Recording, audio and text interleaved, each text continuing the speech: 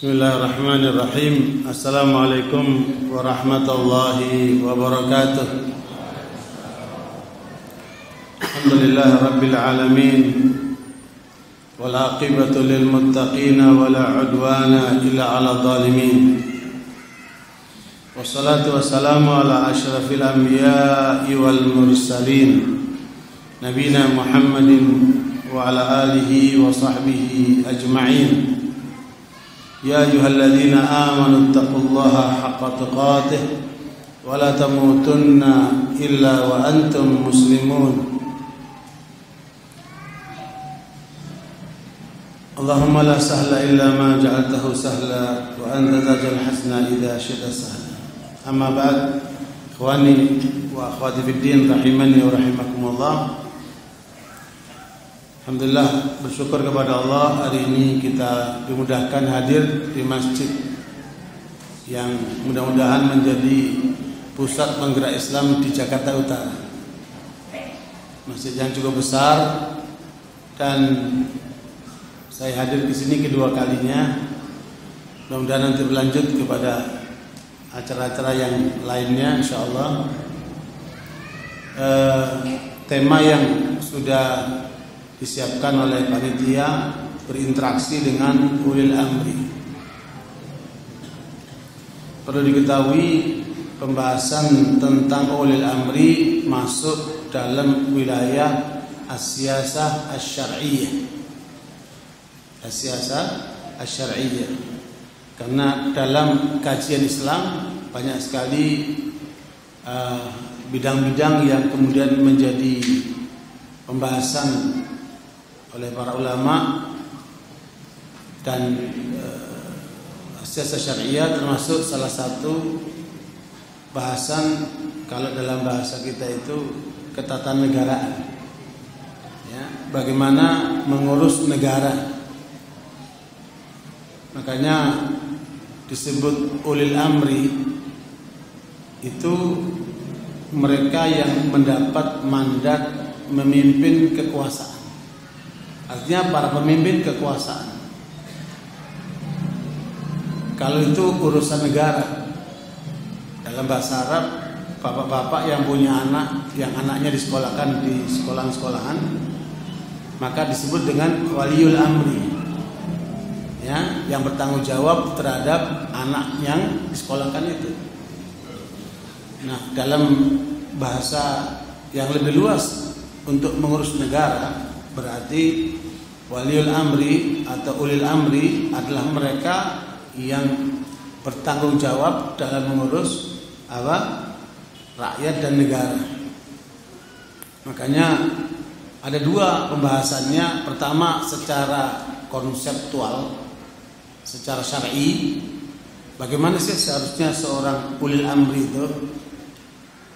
Baru kemudian bicara secara faktual, kenyataannya bagaimana itu. Nah, secara konseptual tentunya kita merujuk kepada Al-Quran dan Sunnah, ijma' sahabat, dan panduan dari ijtihad para ulama. Yang kemudian juga kita merujuk kepada sejarah, karena praktek para khulafa rasyidun dan mereka yang pernah mengemban jabatan dalam pemerintahan Islam itu cukup panjang dalam sejarah Islam, ya. Baru runtuh kepemimpinan Islam itu yang dalam bentuk khilafah di tahun 924 yang terjadi di Turki, khilafah Utsmaniyah. Karena hakikat umat Islam itu di seluruh dunia itu satu. Inna hadhi ummatukum ummatan wahidah wa ana rabbukum fa'budun. Umat Islam itu sebenarnya satu. Dulu umat Islam itu hidup dalam satu wilayah, khilafah Islamiyah, dengan posisi wilayah yang sangat luas sekali. Jadi ketika Khalifah Abu Bakar di Madinah, dilanjutkan dengan Khalifah Umar Khattab, dilanjutkan dengan Khalifah Utsman, dilanjutkan dengan Khalifah Ali bin Abi Thalib radhiyallahu anhu, itu wilayahnya sudah luas sekali, meliputi Jazirah Arabia, meliputi wilayah Syam, ya, sampai wilayah Parsi, Iran. Itu semua di bawah wilayah Islam. Iran itu 900 tahun di bawah kekuasaan Sunni. Kemudian melebar sampai ke Spanyol. Ya, 800 tahun Islam berjaya di Spanyol. Ya, belum lagi wilayah Irak, Syria, Mesir, sampai Azerbaijan, Armenia, sampai wilayah Turki, ya, sampai wilayah mana itu? Pakistan, Hindustan, kemudian melebar sampailah ke wilayah Indonesia, ya, Aceh, yang itu disebut sebagai Serambi Mekah. Jadi hubungan pemerintah Islam yang pusatnya di Turki dengan Indonesia cukup kuat.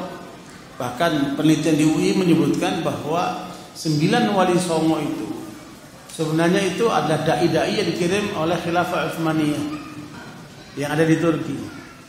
Meskipun mereka berasal dari berbagai wilayah, termasuk wilayah Champa yang ada di Thailand.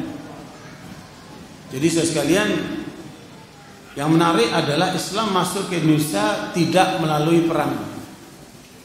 Tidak seperti wilayah-wilayah lain, ya, melalui perang. Indonesia termasuk spesifik, Islamnya diterima oleh masyarakat tanpa perang. Dan ini menjadi pelajaran penting. Bagaimana kita menang tanpa perang? Saya kepingin bikin buku, menang tanpa perang. Gimana caranya? Kan luar biasa. Makanya ketika kami ketemu sama Wakil Presiden Yusuf Kala di istananya, saya menyerukan agar dakwah ini didukung oleh kekuasaan. Ya, selama ini kan dakwah jalan sendiri. Ya, ulil amri ini, kalau mereka ngaku ulil amri, ya, itu tidak mendukung dakwah. Umat Islam jalan sendiri. Di negeri-negeri Islam lainnya, ya, imam, muadzin itu digaji oleh pemerintah. Ulama-ulama bahkan digaji oleh pemerintah. Beda dengan Indonesia. Yang gaji imam siapa? Bukan pemerintah. Yang gaji muadzin siapa? Banyak yang gratis. Ya, apalagi ulama-ulamanya, siapa yang gaji? Beda seperti Malaysia, imamnya, muadzinnya, ulamanya banyak digaji pemerintah. Di Qatar, Saudi gitu, digaji oleh pemerintah. Tapi Indonesia tidak. Karenanya nanti kita bicara secara faktualnya spesifik Indonesia. Kita nggak bicara Saudi Arabia, nggak bicara Qatar, kita akan bicara spesifik Indonesia. Bagaimana kita berinteraksi dengan para penguasa yang ada di Indonesia ini, ya, kita sebagai umat Islam, ya. Nah, barakallahu kita akan melangkah yang pertama terkait dengan konseptual bagaimana mengurus negara ini. Sebenarnya sekalian, dari 6.000 lebih ayat itu, para ulama membahas dalam siasat syariah itu, buat mengurus negara itu cuma cukup 2 ayat saja. Mengurus negara itu cukup 2 ayat saja. Dan mengurus negara ini bukan wilayah yang kategori usul, bukan kategori seperti akidah. Ya, wilayah negara ini masuk wilayah ijtihadiyah. Ya, makanya pola kepemimpinan Abu Bakar beda dengan pola kepemimpinan Umar, beda dengan kepemimpinan Utsman, beda dengan kepemimpinan Ali bin Abi Thalib radhiyallahu anhum ajma'in. Karena apa? Kepemimpinan mengurus negara itu ijtihadiyah. Makanya bisa beda-beda pendapat. Beda dengan Syiah. Syiah itu menjadikan imamah itu usuluddin, pokok agama. Rukun iman Syiah itu kan ada 5 ya. At-tauhid, al-adl, an-nubuwah, al-imamah, al-ma'ad. Ya. Jadi mentauhidkan Tuhan, meyakini keadilan Tuhan, kenabian, yakin dengan para imam. Imam ini adalah bukan cuma imam dalam arti imam agama, tapi juga imam negara. Makanya misi Syiah itu ingin menguasai negara. Dan itu tertuang dalam buku-buku mereka. Makanya bagi mereka, siapa saja para pemimpin suatu negara yang bukan dari kalangan Syiah, maka harus ditumbangkan karena dianggap ilegal. Itu keyakinan dalam Syiah. Cuma saya nggak tahu paham nggak itu para pengemban kepemimpinan negara kita itu. Kok malah Syiah itu difasilitasi, didukung sedemikian rupa. Bahkan di Jawa Timur acara Syiah di daerah Bondowoso dikawal oleh aparat sampai 10.000 antara tentara dan polisi. Sementara yang hadir nggak sampai 10.000, paling-paling bantu 5.000. Jadi jumlah aparatnya lebih banyak daripada jumlah yang peserta acara itu. Ada apa ini?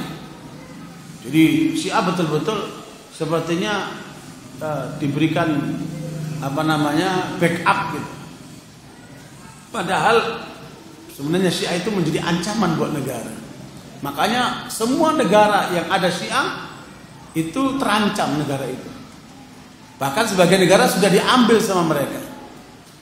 Ya, Irak itu diambil sama mereka. Syria diambil sama mereka. Yaman dalam proses pemberontakan oleh kelompok Syiah itu. Begitu pula Bahrain, hampir saja diambil itu Bahrain. Kuwait pun seperti itu. Jangan sampai Indonesia diambil lagi sama mereka. Ya. Makanya sekalian, kepemimpinan dalam ajaran Syiah itu usul, masuk akidah. Kalau kita ahli sunnah tidak masuk akidah. Masalah wilayah ijtihadiyah. Makanya bisa beda pendapat. Ya, bisa beda pendapat. Nah, karena itu masalah kekuasaan itu bukan tujuan. Dia hanya sarana saja. Di banyak gerakan-gerakan Islam menjadikan kekuasaan itu tujuan. Bukan. Nabi Muhammad SAW diutus oleh Allah bukan untuk meraih kekuasaan, bukan. Ya, dalam surat An-Nahl ayat 30 Allah katakan walaqad ba'atsna fi kulli ummatin rasulan an i'budullaha wajtanibut taghut. Setiap rasul yang diutus oleh Allah kepada umat manusia ini untuk apa? Supaya manusia menyembah hanya kepada Allah dan menolak penyembahan kepada taghut. Baik skup pribadi sampai skup negara. Makanya tujuan kita ini apa? Umat Islam tujuannya apa? Allah sebutkan dalam surat Asy-Syura 13, "Syara'a lakum minad dini ma wassa bihi Nuha walladzi auhayna ilaika wa ma wassayna bi Ibrahim wa Musa wa Isa an aqimud dina wa la tatafarraqu fihi." Ya, Allah perintahkan kepada seluruh para nabi dan rasul diwakili oleh ulul azmi, Nabi Nuh, Nabi Muhammad, Nabi Ibrahim, Musa dan Isa. Semua ditugaskan oleh Allah untuk menegakkan din. Itu kewajibannya, bukan untuk meraih kekuasaan. Ya, makanya kaum politikus takut sama orang Islam karena dianggap ingin merebut kekuasaan. Jadi bagi kita umat Islam kekuasaan itu bukan tujuan tapi sarana. Nah, pertanyaannya, bagaimana kita akan menjalankan din kalau tanpa kekuasaan? Ya, ada beberapa tokoh datang menjumpai saya yang punya semangat untuk ingin meraih kekuasaan. Dakwahnya itu diarahkan untuk meraih kekuasaan. Saya tanya sama bapak-bapak itu, ya, kekuasaan itu tujuan atau sarana? Mereka bilang tujuan. Ya, udah salah kan? Karena Kekuasaan itu hanya sarana. Saya tanya sama antum, wudu wajib atau sunnah? Wajib. Udah kenceng salah lagi. Wudu wajib atau sunnah? Hah? Wudu wajib atau sunnah? Hah? Kalau wajib berarti 24 jam antum harus wudu. Wajib atau sunnah? Sunnah. Tapi kalau mau sholat jadi wajib. Kenapa? Enggak sah sholat kecuali dengan wudu. Sama juga agama ini enggak akan bisa diterapkan seutuhnya tanpa negara, tanpa kekuasaan. Ya. Karena itu saudara sekalian, ini harus dipahami dengan benar. Supaya kita jangan salah jalan, jangan salah arah. Makanya Allah perintahkan Nabi Muhammad apa? Qul hadhihi sabili ad'u ila Allah. Katakan ini jalanku, aku serukan manusia kepada Allah. Ala basiratin, pakai ilmu. Kalau para penguasa itu sadar dia menjadi hamba Allah sebagai muslim, bertanggung jawab untuk menegakkan din, dia gak jalankan, pengkhianatan itu. Pengkhianatan itu. Penguasa muslim yang tidak menjalankan din secara utuh itu pengkhianatan itu. Makanya orang muslim gak cukup cuma sholat, puasa, zakat, haji. Jadi orang soleh tok. Kita diperintahkan oleh Allah untuk menegakkan din. Coba ini buku pedoman Muamalatul Hukam fi Dhawil Kitab was Sunnah. Berinteraksi dengan ulil amri, para penguasa menurut Al-Quran dan Sunnah. Panjang lebar dibahas nih. Pandangan-pandangan para ulama tentang apa? Nah, biar tahu saja dulu. Yaqul Hasan al-Basri, ini di halaman 7 ya. Yaqul Hasan al-Basri rahimahullah fil umara. Ya, untuk ulil amri ini, para Hasan al-Basri mengatakan sampai sini ulama tabi'in, ulama besar tabi'in. Hum yaluna min umurina. Para penguasa itu mereka mengurusi urusan kita. Mereka bertanggung jawab urusan kita kaum muslimin dalam 5 hal. Apa yang diurusi oleh para penguasa itu 5 hal, kata Hasan Basri. Yang pertama al-Jum'ah, mengadakan sholat Jumat. Ya, kalau Syiah Jumat gak wajib. Makanya banyak orang Syiah nggak Jumatan dia. Kalau antum melihat ada orang Islam nggak Jumatan, curigai, jangan-jangan Syiah. Ya kan? Atau perempuan. Nah kalau laki gimana perempuan? Kalau nggak ngaku Syiah tapi nggak Jumatan gimana itu? Ya, jadi tugas pemerintah, tugas penguasa apa? Mendirikan Jumat. Selama ini pemerintah bikin Jumat. Ingin umat Islam sendiri dirikin. Yang bangun masjid umat Islam, yang bikin Jumatan umat Islam. Penguasa nggak terlibat sama sekali. Nggak diurusin. Mau Jumatan mau nggak urusan. Ya. Nah, ini ada kelemahan. Yang kedua, wal jamaah, mendirikan salat berjamaah. Coba kalau pemerintah, penguasa itu ya, sebagai muslim dia salat berjamaah 5 waktu. Kemudian apa jadinya rakyatnya? Salat berjamaah semua. Tuh kalau presiden nunjukin salat 5 waktu di masjid, di Istiqlal kah, di masjid Istana kah? Salat 5 waktu, jangan cuma zuhur tok atau asar tok, 5 waktu. Ya kan? Terutama subuh itu. Wah, akan diikuti oleh rakyatnya. Itu saja sudah berat. Ya. Makanya kalau antum jadi pejabat, antum jadi penguasa, laksanakan ini dulu yang gampang. Laksanakan sholat Jumat, mimpin. Laksanakan sholat berjamaah, mimpin. Minimal di depan lah. Sholat 5 waktu di depan lah. Kasih contoh umat ini. Nanti saya cerita pengalaman saya dengan para penguasa itu. Kemudian para penguasa itu mendirikan al-Id, mendirikan apa? Salat Id, Lebaran, Idul Fitri atau Idul Adha. Bukan cuma ngumumin besok Lebaran. Setelah dihitung-hitung, setelah dilihat, diumumkan besok Lebaran, nggak cukup. Tapi mereka yang melaksanakan, dilaksanakan itu, panitianya mereka. Selama ini kan enggak ya? Panitia itu apa? Orang Islam sendiri. Kita nggak diurus. Sama negara ini kita nggak diurus. Jumatan nggak diurus, jamaahnya nggak diurus. Apa? Idnya juga nggak diurus.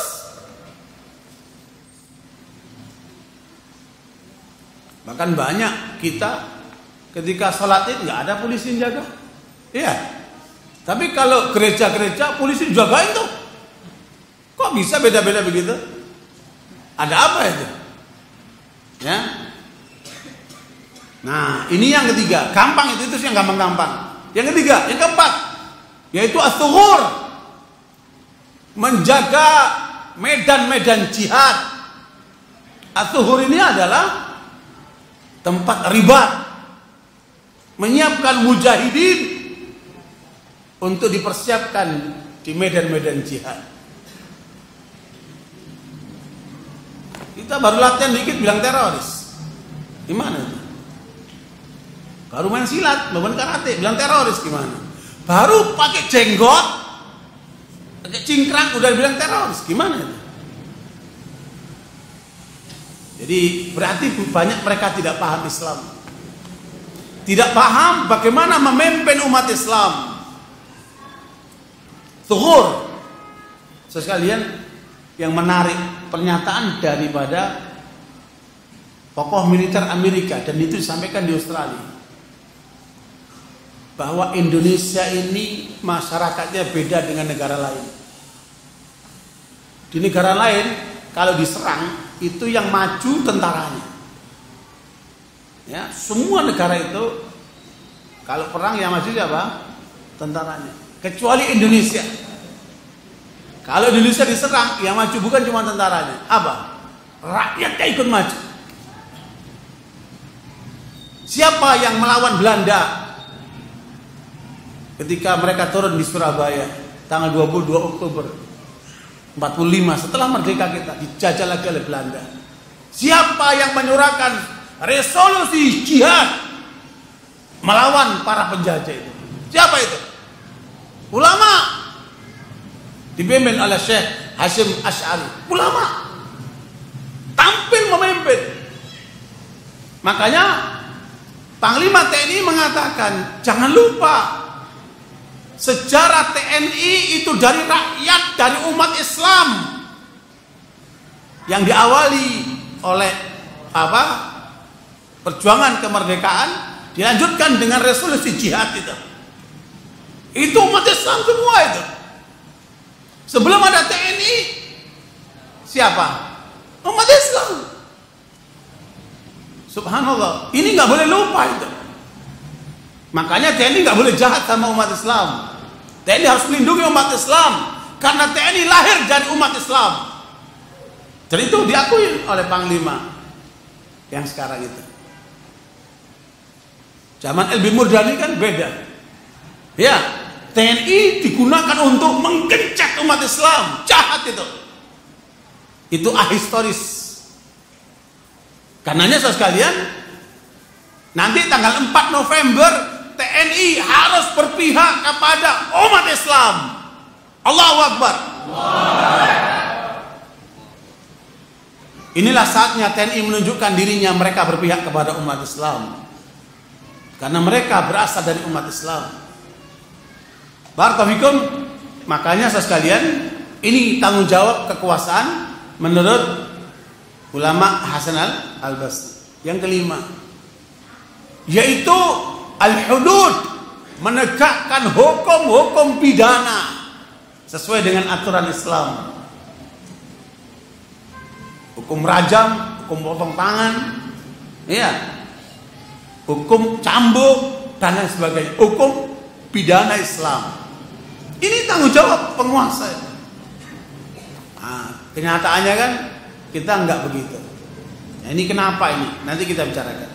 Jadi sekalian, ini hanya sebatas kita ketahui secara konseptual Islam ini memang harus dipraktekkan oleh umat Islam secara totalitas, tidak parsial. Terus terang saja Islam kita masih parsial, tapi bukan kemauan kita. Kita dipaksa untuk tidak melaksanakan hukum Islam secara totalitas, karena kita ditekan dengan aturan-aturan lain yang tidak sesuai dengan Islam. Makanya sekalian,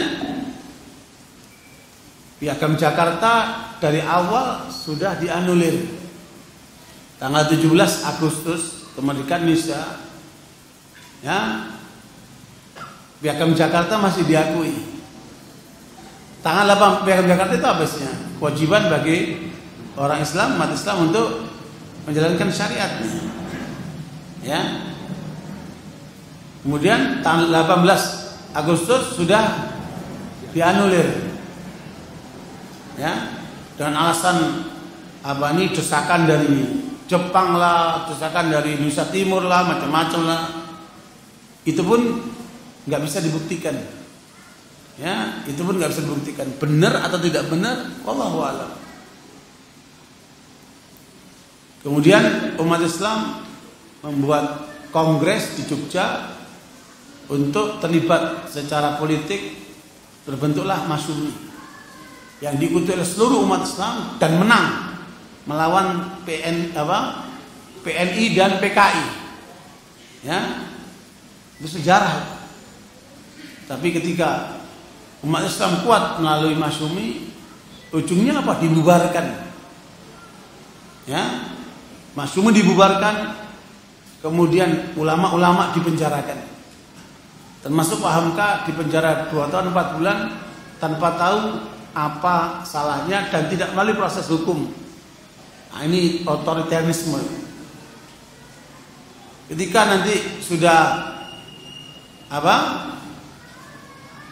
berlanjut tahun kekuasaan di tangan Orde Baru Soeharto, ada masalah dengan PKI, umat Islam dilibatkan lagi, diajak lagi.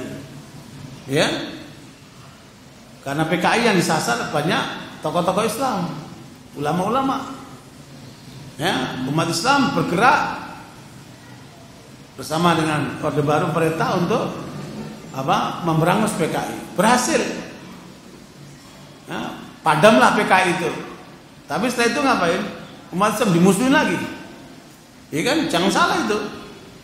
Dan Jakarta Utara termasuk saksi yang cukup hebat terhadap kejahatan Orde Baru.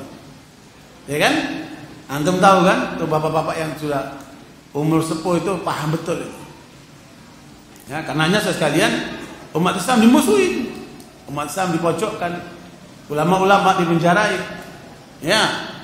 Sampai pada masa akhir Orde Baru mulai sadar Soeharto, mulai haji dia, mulai bikin bank muamalat dia. Ya, mulai dia dikhianati oleh para konglomerat yang dibesarkan oleh Soeharto. Akhirnya Amerika tidak suka kalau sampai Soeharto kembali kepada Islam. Maka dirancang bagaimana untuk diruntuhkan. Begitu pula pada saat reformasi, orde reformasi, umat Islam selalu dilemahkan. Berikutnya isu terorisme. Kita dipocokin terus. Umat Islam dipocokin terus. Diam terus umat Islam itu. Baik umat Islam. Rupanya marah juga ini. Ya, ditojokin terus. Terakhir Qur'annya dinista. Jahat banget itu kan. Udah hak-haknya diinjak-injak. Umat Islam selalu dipojokkan. Jangan lupa nih, ekonomi kita sudah amburadul. 80% aset nasional bukan lagi di tangan umat Islam.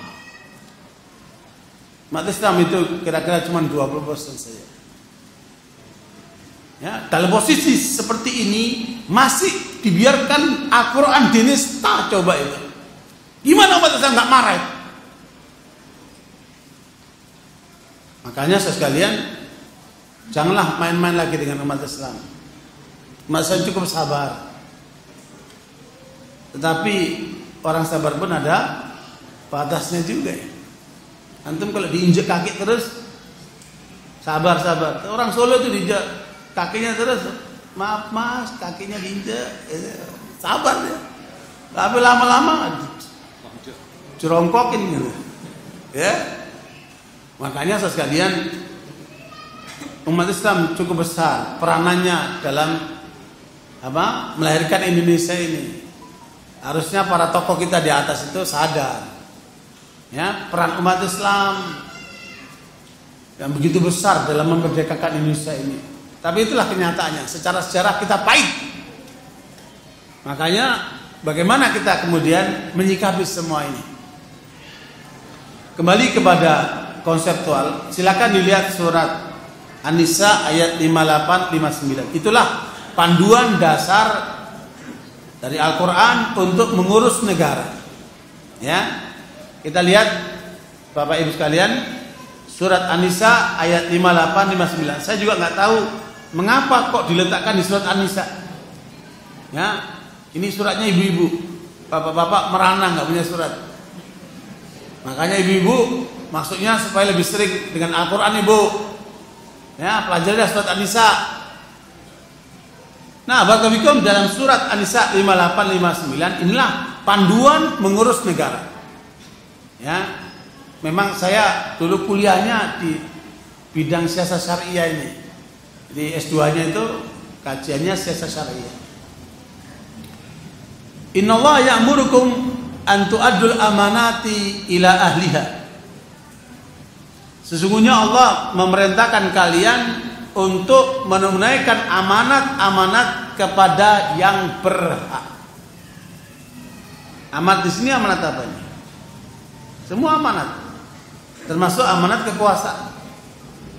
Ya, makanya ketika Abu Dzar Al-Ghifari radhiyallahu anhu minta jabatan kepada Rasulullah, ya Rasulullah istamilni, ya Rasulullah berikan aku jabatan sebagaimana sahabat-sahabatku yang lain itu. Kata Rasulullah, ya Abu Dzar, innaka mru'un fika dha'f. Wahai Abu Dzar, terus terang kamu orang yang punya kelemahan dalam pribadimu. Kamu tidak boleh menjabat. Kamu punya kelemahan pribadi. Makanya tidak setiap orang bisa menjadi pemimpin. Ya. Abu Dzar termasuk kategori orang yang temperamental. Ya. Temperamental tidak boleh jadi pemimpin. Nabi mengatakan, kamu ada kelemahan, jangan kamu megang pemimpin. Innaha la amanah. Nah itu kamu Nabi. Sesungguhnya kepemimpinan itu apa? Amanah. Jabatan itu adalah amanah. Wa innaha la nadamatun yaumal qiyamah. Kalau tidak mampu menunaikan amanat itu nanti akan menjadi penyesalan di hari kiamat. Ya. Makanya banyak para ulama yang merasa dirinya tidak pantas untuk menjadi pemimpin atau pejabat, mereka menghindar. Karena itu amanat yang akan dipertanggungjawabkan. Nah, makanya sekalian Allah memerintahkan untuk supaya tunaikan amanat kepada yang berhak. Maknanya apa? Carilah pemimpin yang memadai. Serahkan kekuasaan kepada orang yang pantas menerima amanat kepemimpinan itu. Ya. Wa idza hakamtum bainan nasi an tahkumu bil adl. Kalau kamu sudah dapat jabatan amanat itu, kamu terpilih menjadi pemimpin, maka hal yang kedua, jadi pertama pola memilih pemimpin yang harus ditunaikan kepada orang yang apa? Amanat. Nanti kita bahas tentang orangnya siapa itu. Ini ketentuan Allah dulu. Kemudian kalau nanti kamu memimpin terhadap rakyatmu, terhadap masyarakatmu, maka kamu harus menegakkan keadilan. Nah, Bapak Ibu, kalau kita pertanyakan di mana keadilan di negeri kita sekarang ini? Ya, orang menuntut keadilan, tapi masih terasa tembang pilih, ya kan? Umat Islam dikasih pengadilan, tapi terbatas. urusan keluarga, urusan wakaf, urusan hibah, ya, pengadilan agama masih terbatas urusan pribadi dan keluarga, urusan perceraian, ya, hukum pidana tidak diberikan kepada umat Islam. Ini termasuk kerja penjajah, kerja Belanda dulu. Ya, umat Islam hanya dikasih urusan apa? Pribadi saja, urusan keluarga. Nah, barakallahu, perhatikan sekalian. Allah menyuruh pemimpin menegakkan keadilan. Perhatikan, tidak mungkin seseorang melaksanakan tugas kepemimpinan dengan adil kalau dia tidak berpegang dengan ajaran Islam. Makanya nggak mungkin kafir adil, nggak mungkin orang kafir itu adil. Kenapa? Karena adil itu dalam 3 hal: menunaikan hak Allah, menunaikan hak manusia, dan menunaikan hak diri sendiri. Itu namanya adil. Sementara orang kafir terputus sama Allah, nggak mungkin dia adil. Makanya Allah katakan, wal kafiruna humud zalimun. Orang kafir itu zalim, nggak mungkin adil dia. Ya, makanya keadilan itu hanya dengan Islam. Innallaha ya'muru bil adli wal ihsan wa la yajrimannakum syana'anu qaumin ala alla ta'dilu i'dilu huwa aqrabu lit taqwa. Islam mengajarkan keadilan. Hanya Islam yang memiliki keadilan, saudara sekalian. Yang lain tidak mungkin memiliki keadilan. Makanya setinggi-tinggi keadilan adalah tauhid. Engkau menunaikan hak Allah SWT dulu. Makanya, ikhwan fillah, ini yang kedua.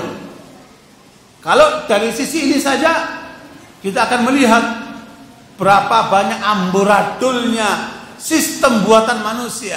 Sehebat apapun manusia, nggak usah jauh-jauh. Antum lihat saja itu dialog yang di ILC itu.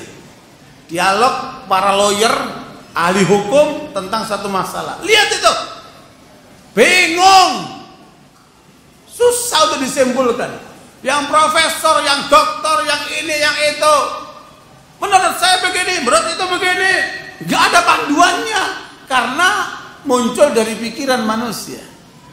Sampah, hawa nafsu. Itulah yang kemudian menjadi panduan mereka. Makanya Nabi Muhammad diperintahkan oleh Allah, "Tsumma ja'alnaka 'ala syari'atin minal amri fattabi'ha wa la tattabi' ahwa'al ladzina la ya'lamun." Kemudian kami jadikan engkau Muhammad di atas syariat yang mengandung perintah, ikuti syariat ini. Jangan mengikuti hawa nafsu orang-orang yang tidak berilmu. Antum kira yang di LC itu orang hebat-hebat? Menurut saya tidak hebat. Selama dia tidak punya panduan ketentuan Allah, dia tidak hebat. Hanya memang mereka punya sarana, kita tidak punya sarana itu. Ikhwan barakallahu, inilah ketentuan Allah di dalam mengelola kekuasaan. Harus menggunakan hukum yang adil. Dan tidak mungkin orang akan berbuat adil tanpa Islam. Mustahil. Dan itu terbukti dalam perjalanan umat manusia. Innallaha ni'ma ya'idukum bi, itu nasihat dari Allah, arahan dari Allah, titah dari Allah yang harusnya kita jalankan. Coba 2 ini saja, kekuasaan itu akan beres. Luar biasa. Nanti kita akan bahas tentang bagaimana orangnya, bagaimana pelaksanaannya. Innallaha kana sami'an basira, dan sesungguhnya Allah Maha mendengar dan Maha melihat. Jangan dikira Allah tidak mendengar, tidak melihat. Allah mengetahui semuanya. Nah, baru ayat yang ke-59, ya ayyuhalladzina amanu. Perhatikan ini. Perhatikan ini. Ini banyak orang menukil ayat ini, tapi awalnya ini nggak dibawa. Ayat ini untuk siapa? Untuk orang beriman. Yang tidak beriman nggak masuk kategori. Siapa itu orang beriman? Manusia hanya 6 sekalian. Manusia ada berapa? Ada 6. Kafir, musyrik. Ini dua-duanya di neraka jahanam. Innal ladzina kafaru min ahli kitab wal musyrikina fi nari jahannam khalidina fiha ulaika hum syarrul bariyah. Neraka jahanam. Enggak usah diikuti mereka. Mereka jalannya terbalik. Enggak usah dipilih. Ya kan? Jelas itu. Kemudian kafir, musyrik. Di luar orang beriman. Yang ketiga, munafik. Ngakunya muslim tapi dukung Ahok. Ngakunya muslim tapi kemudian membela penista Al-Quran. Muslim apa itu? Munafik. Jelas ya? Itu ayat yang ke-52. Kalau yang di Nisa 51 Al-Maidah ayat 52, 53 itu keputusan Allah terhadap pendukung kekafiran itu. Munafik. Di mana nanti di akhirat orang munafik ini? Kalau mereka nggak taubat sama Allah, innal munafiqina fid darkil asfali minan nar. Orang munafik itu di neraka yang paling rendah. Ayat ini tidak ditujukan kepada mereka orang munafik itu. Enggak, ayat ini enggak ada kaitan dengan mereka. Yang keempat, orang-orang fasik. Orang fasik ini ada dua ya. Fasik berat, ada fasik yang ringan. Tapi ringannya berat juga itu.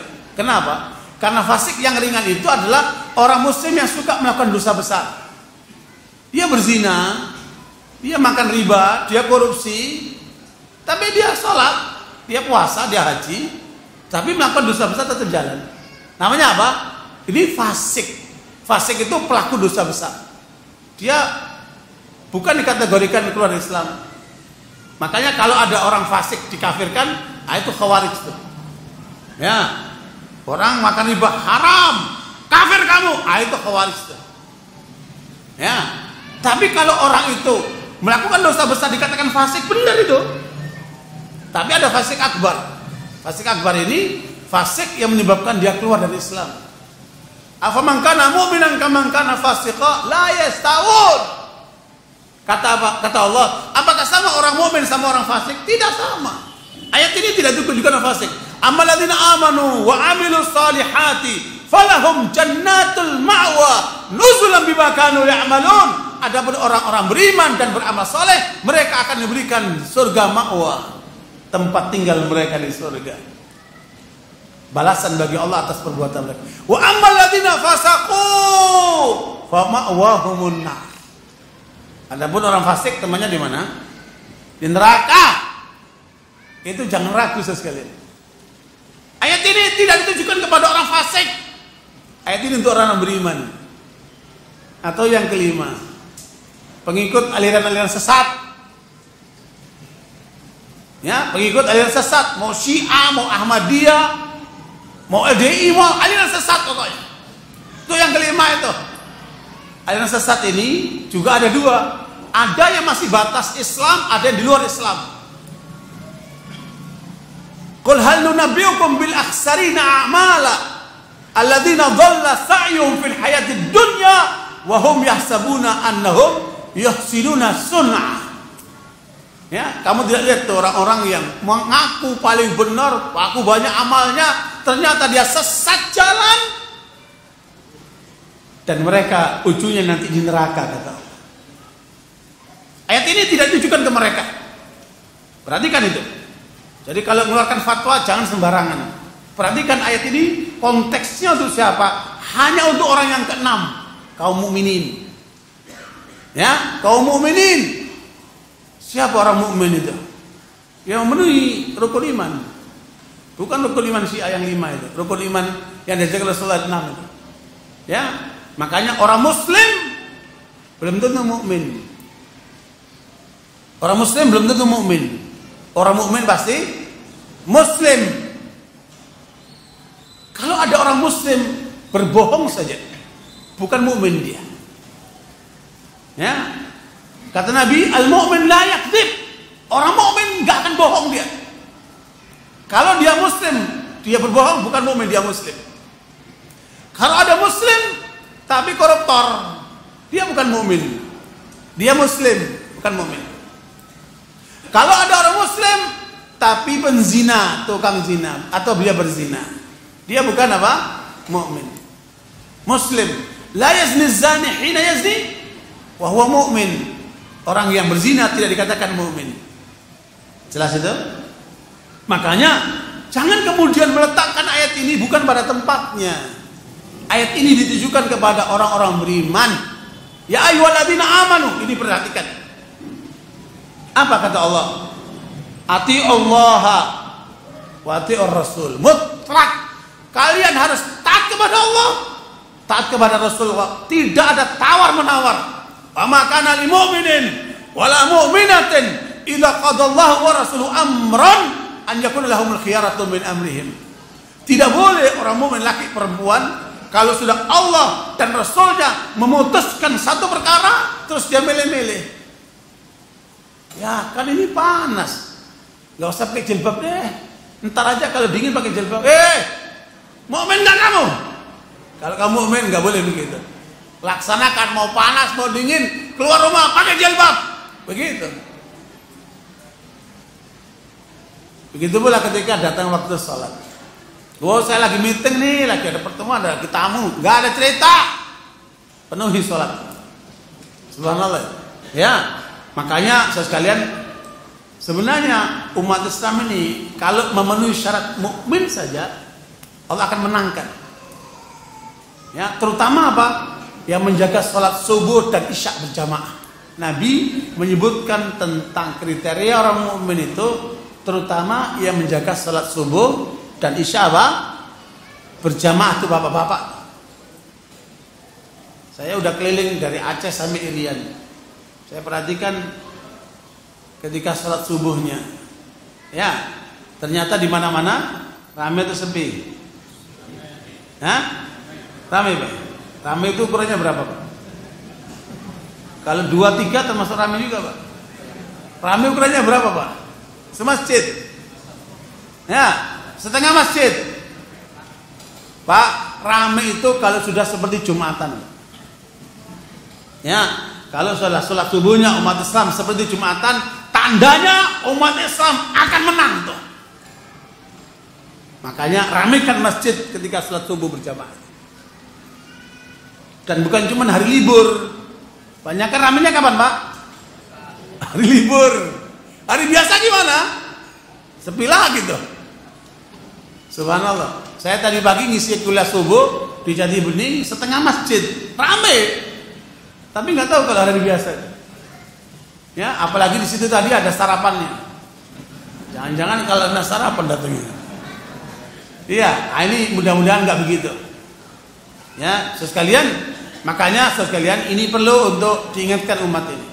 Kata Allah, wala tahinu wala tahzanu fa antumul launa in kuntum mu'minin.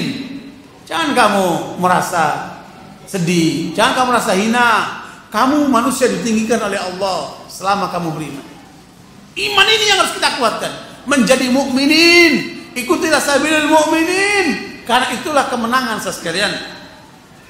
Nah, ini harus kita perbaiki juga diri kita, umat kita ini, ya, supaya menjadi mukmin. Nah, Allah perintahkan hanya kepada orang beriman ayat ini. Wahai orang beriman, penuhi panggilan Allah, penuhi panggilan Rasul. Taati Allah, taati Rasul, mutlak, tidak ada tawar-menawar.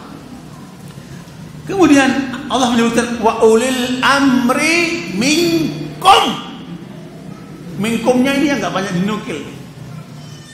Dan para pemimpin kalian.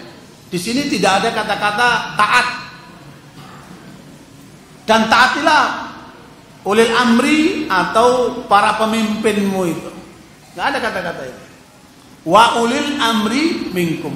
Maknanya apa? Para ulama menjelaskan maknanya adalah taatnya bersyarat, bukan taat mutlak.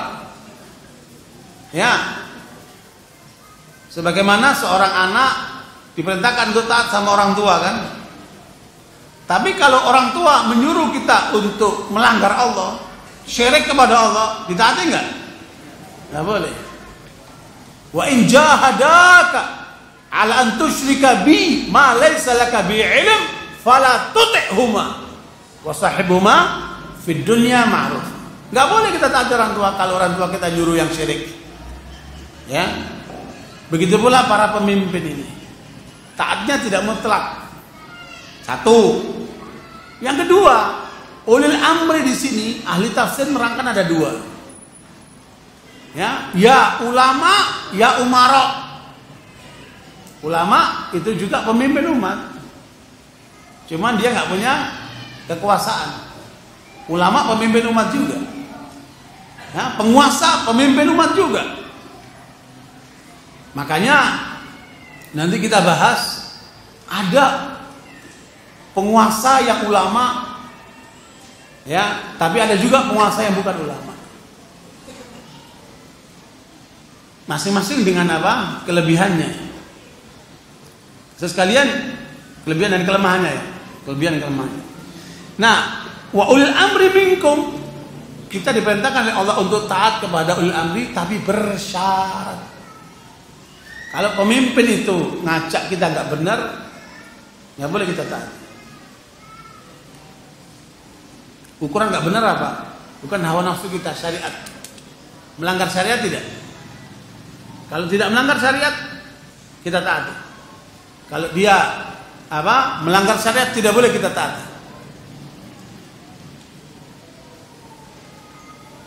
Minkum, dari kalian, pemimpin yang dari kalian, siapa ini? Mukminin. Ya, mukminin. Bukan orang-orang tadi itu. Bukan yang fasikin, bukan zalim, sesat itu, bukan yang munafikin, apalagi kafirin, musyrikin, bukan itu. Makanya kalau ada orang yang mengatakan kita wajib taat sama Ahok, itu jelas nggak punya dasar. Ya, jelas nggak punya dasar. Makanya jangan lupa ini minkumnya ini. Minkum dari kalian kaum mukminin. Ya. Makanya kalau justru ayat ini mengatakan nggak boleh kita memilih orang kafir, nggak boleh kita milih orang munafik, nggak boleh kita milih orang fasik, tidak boleh kita milih orang yang sesat. Ini lebih jelas ya. Minkum yang kita pilih siapa? Kaum mukminin saja. Kalau nggak ada nggak usah pilih. Kalau nggak ada nggak usah milih, Pak. Allah merintahkan milih kita untuk siapa? Yang mukmin saja, Pak. Ya. Fa in tanaza'tum fi syai'in farudduhu ila Allahi war Rasul. Kalau kamu berselisih dalam satu masalah, ini benar atau enggak benar? Ini pendapat diterima atau tidak? Ragu atau berselisih pendapat, kembalikan kepada Allah dan Rasul. Kembalikan kepada Allah, berarti kembalikan kepada Al-Qur'an. Bagaimana menurut Al-Qur'an? Kembalikan kepada Rasul, berarti ikuti sunnah Nabi. Apa yang disampaikan sama Nabi dalam sunnahnya? In kuntum tu'minuna billahi wal yaumil akhir, kalau kalian masih beriman kepada Allah dan hari kemudian. Artinya kepemimpinan ini, Pak, spektrumnya bukan cuma dunia saja. Akhiratnya akan dipertanggungjawabkan. Ya.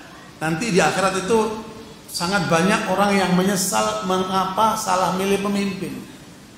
Ittabarra alladziina tubi'u minal ladziina taba'u wa ra'awul 'adzaba wa taqatta'at bihimul asbab.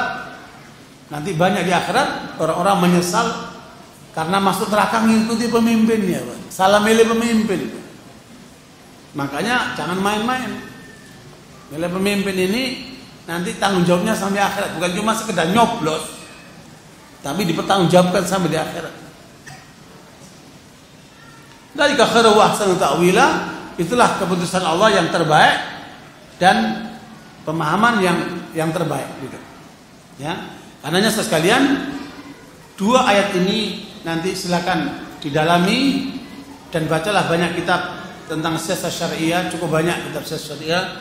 Di antaranya Al-Ahkam Sultaniyah, panduan di dalam mengurus tata negara, ya. Imam Al-Mawardi, kemudian At-Turqul Hukmiyah Ibnu Qayyim, Syariah Ibnu Taimiyah, Syariah Syekh Abdul Rahman Salih dan yang lainnya dari kitab-kitab yang membahas tentang ketatanegaraan menurut pandangan Islam. Terus sekalian, kita sekarang lihat lebih jauh tentang bagaimana kepemimpinan dalam Islam Dan bagaimana kita memilih pemimpin? Secara bahasa, pemimpin artinya orang yang memimpin. Berarti dia punya kekuasaan. Secara syar'i adalah orang yang enggak kelihatan ini apa. Ya. Hah? Orang yang diberikan amanah, kekuasaan, baik kuasa negara, lembaga atau keluarga. Ya, selama kita punya kekuasaan, maka kita jalankan dengan baik. Itulah arti kepemimpinan yang harus kita tunaikan. Dan memberdayakan semua potensi ya untuk meraih kesuksesan dunia akhirat. Makanya kepemimpinan dalam Islam itu cuma dua, Pak. Hirasatud din wa siyasatud dunya. Ya, menjaga agama, menjalankan agama dengan benar dan mengelola dunia dengan baik. Tujuannya dua, Pak. Sukses dunia, sukses akhirat. Ya, kepemimpinan itu intinya adalah spektrumnya untuk duniawi ukhrawi. Makanya kalau kita milih pemimpin, jangan hanya pertimbangan duniawinya saja, ukhrawinya bagaimana? Ya.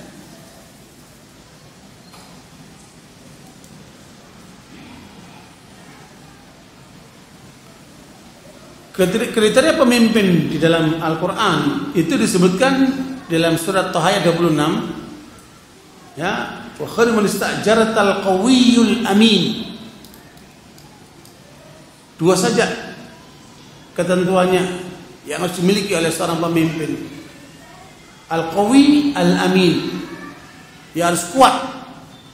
Ya, kuat pengetahuan agamanya, kuat kepribadiannya, kuat fisiknya, kuat pengalamannya. Jadi semua kaitan dengan kuat. Makanya sebaik-baik orang yang kuat itu yang banyak istrinya, Pak. Kalau Bapak mau lihat orang kuat, ukurannya apa? Bukannya pandai silat, Pak. Yang banyak istrinya, Pak. Ya, kalau orang sudah bisa memimpin perempuan, dia akan mudah untuk memimpin rakyat. Ya. Repot kalau pemimpin dikendalikan sama istrinya, Pak. Repot banget tuh. Ya. Tapi itu bukan ketentuan Al-Qur'an. Itu pendapat Ibnu Abbas. Khairul rijali aktsaruhum nisaa. Ya. Ibu-ibu enggak usah tersinggung, Bu. Mudah-mudahan ibu suaminya cuma satu aja, Ibu. Nah, barakallahu sekalian, qawi harus kuat. Makanya kalau bapak-bapak nanyakan sama ibu-ibu, ya, terutama yang belum punya suami, ibu kalau mau cari suami yang kayak apa? Ya, yang disebutkan pertama apa? Kuat. Kalau suami letoy nggak mau dia. Ya, makanya orang laki harus kuat. Karena apa? Ar-rijalu qawwamuna 'ala nisa. Lelaki itu pemimpin dalam rumah tangga. Dia nggak boleh lemah itu. Kuat pribadinya, kuat ilmu agamanya, kuat pribadinya, kuat fisiknya. Ya, kuat semuanya. Karena dia memimpin keluarga. Begitu pula memimpin lembaga, memimpin masyarakat, apalagi memimpin negara. Harus kuat, nggak boleh letoy. Ya. Jadi kuat ini dalam semua sisi. Kuat iman, kuat akal, kuat fisik, kuat pengalaman. Kemudian yang kedua, al-amin, jujur.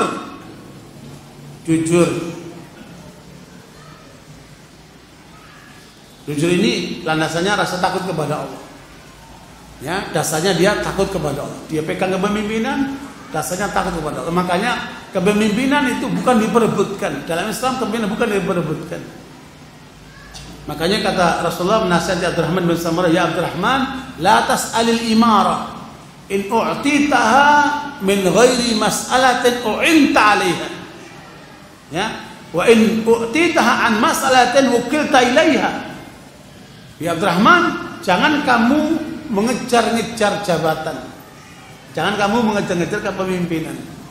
Kalau kamu memperoleh kepemimpinan itu tidak meminta-minta, enggak ngejar-ngejar, maka kamu akan dibantu oleh Allah untuk melaksanakan kepemimpinan itu. Tetapi apabila kemudian kamu memperoleh kepemimpinan itu dengan kamu mengejar-ngejar, maka kamu tidak dibantu sama Allah, dilepaskan oleh Allah. Sekarang ini untuk jadi pemimpin, taruhlah jadi bupati, jadi wali kota, jadi gubernur, apalagi jadi presiden, kira-kira pakai duit nggak? Hah? Pakai duit nggak? Ya nggak pakai duit parkir, nggak punya duit parkir. Ya, apalagi dengan partai-partai itu transaksional semuanya. Kamu punya duit berapa? Teman saya cerita, dia dipersiapkan oleh partai untuk menjadi gubernur.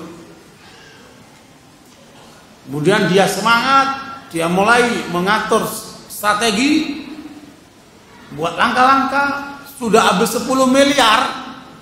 Tahu-tahu katanya nggak jadi. Loh, duit itu udah habis 10 miliar nggak jadi gimana?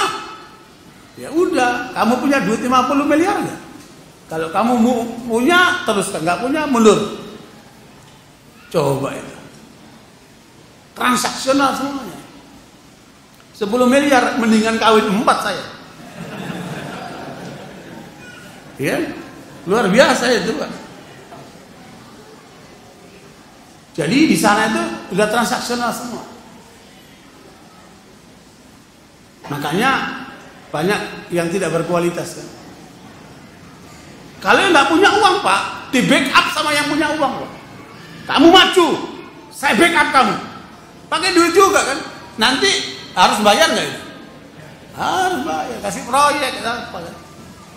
Jadi memang bocor. Kepemimpinan kita udah bocor. Udah gembos. Nah, ini muskil. Makanya akan muncul pemimpin yang tidak berkualitas kalau polanya seperti ini. Ala kulli hal, jadi harus dasarnya amanat, rasa takut kepada Allah. Kalau enggak, jangan mimpin. Mendingan jadi orang biasa. Kan? Minimal jadi pemimpin keluarga lah. Oke. Kriteria pemimpin menurut para ulama ini lebih dielaborasi lagi. Bertakwa, berilmu, adil. Adil ini maksudnya apa? Akidahnya benar, ibadahnya bagus, tidak terlibat dengan aliran sesat, tidak pernah dusta. Nah, itu adil, kategori adil. Kemudian capable, mampu dia. Mampu mengambil keputusan, mampu kemudian melaksanakan tugas dengan sebenar-benarnya. Ya. Ini kriteria yang disebutkan oleh para ulama bagi calon pemimpin. Macam-macam pemimpin.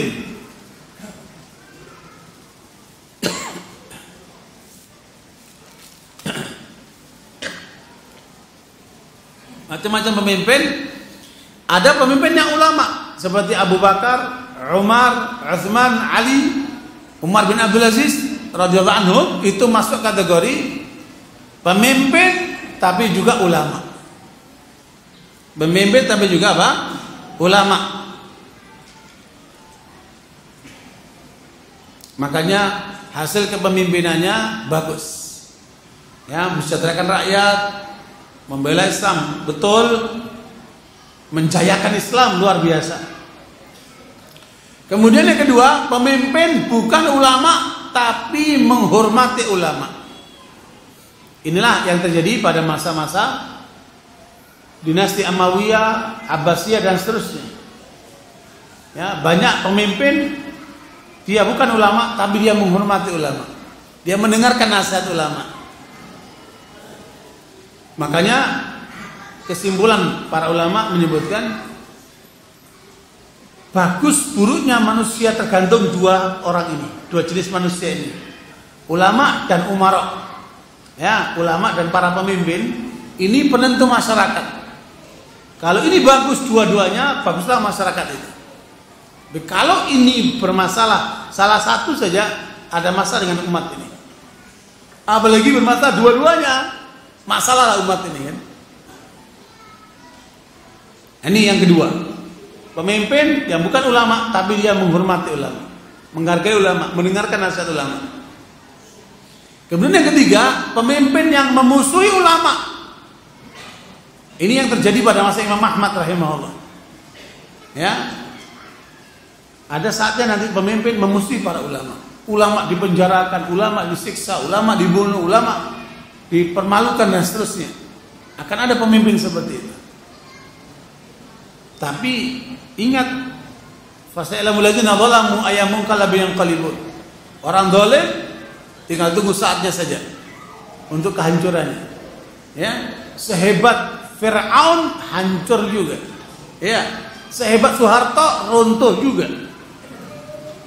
Saya kira waktu itu yang kita ngalami Orde Baru sepertinya nggak akan runtuh, kuat sekali. Tentara di tangan dia, polisi tangan dia, DPR tangan dia, semua tangan dia, media tangan dia, semua tangan dia. Tapi kalau Allah sudah menghendaki, Allahumma ya apa? Allahumma malikal mulki tu'til mulka man tasha wa tanzil mulka mimman tasha wa tu'izzu man tasha wa tudhillu man tasha. Biyadikal khair. Semua kembali kepada Allah. Makanya orang zalim ujungnya kehancuran. Ya, Mustafa Kamal Atatürk itu kurang apa zalimnya itu. Ya, sampai ketika meninggal bumi tidak bisa menerima mayatnya. Untuk orang zalim seperti ini. Ya, hukum Islam dianulir, khilafah Islamiyah dibatalkan. Adzan-adzan enggak boleh pakai bahasa Arab. Jahat itu Mustafa Kamal Atatürk, kakek ante-ante Yahudi. Ya. Nah itu, wah, para ulama berapa yang dibunuh sama dia. Ini masalah. Yang ketiga ini pemimpin yang musuh ulama. Makanya tunggu aja kehancurannya. Yang keempat lebih parah lagi, pemimpin mengendalikan ulama. Ulamanya didikte. Ustaz ngomong gini ya, kiai ngomong gini ya. Loh ya apa itu kiai? Ya apa itu ulama? Ya, pemimpin memperdaya ulama. Dan ini cukup banyak kita lihat fenomenanya ini. Tidak boleh ulama itu mengikuti kehendak pemimpin yang seperti itu. Ini pola kepemimpinan yang terjadi dalam sejarah umat Islam. Metode kepemimpinan. Ada 4 pola metode kepemimpinan. Metode instruksi. Ya, seperti dalam militer polisi, siap komandan, laksanakan. Ya. Itu metode instruksi. Itu pola kepemimpinan yang paling rendah. Kemudian yang kedua konsultasi. Dia memberikan kepemimpinan tapi tidak secara langsung. Kemudian partisipasi. Dia ikut juga. Di situ diikutkan. Yang keempat delegasi, dan ini yang paling tinggi. Dan ini yang dipakai sama Nabi. Nabi kalau menyuruh para sahabat atau seorang sahabat menjadi pemimpin, Nabi memberikan tugas tanpa memberikan komando yang banyak. Maka Nabi mengatakan arsil hakiman walatusi. Ya, kirim delegasi pemimpin tapi tidak perlu banyak diarah-arahkan. Kamu saya tugasi begini, laksanakan. Dia akan mengembangkan apa yang harus dilakukan. Nah, itu polanya delegasi. Nabi mendelegasikan. Ya. Nah, barakallahu fikum sekalian, inilah pola-pola kepemimpinan yang mungkin ini akan sangat terkait dengan pengalaman nanti.